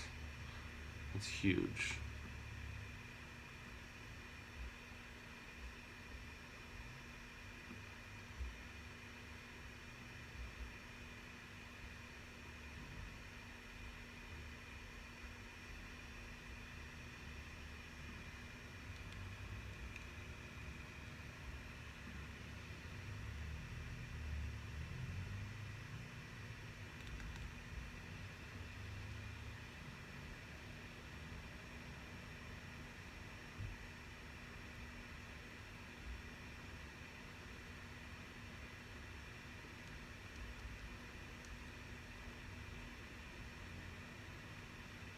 Yeah, I need some victims. I need more victims to try this out and to see what I can do with it. It's hard to prioritize without seeing what people's biggest pain points are. I think we got some good leads. We got some good work done today. I think we really did a good job refining our messaging. I don't know if it's going to land with people or not. We're going to see because we sent out some feedback stuff, but I'm excited to see what they say.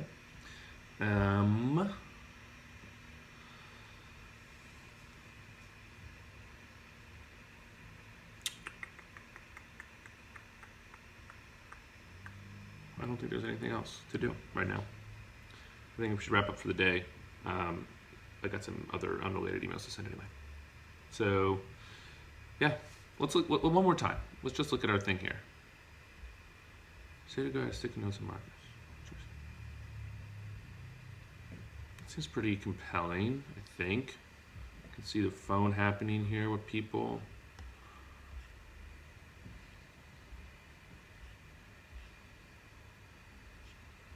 Ooh.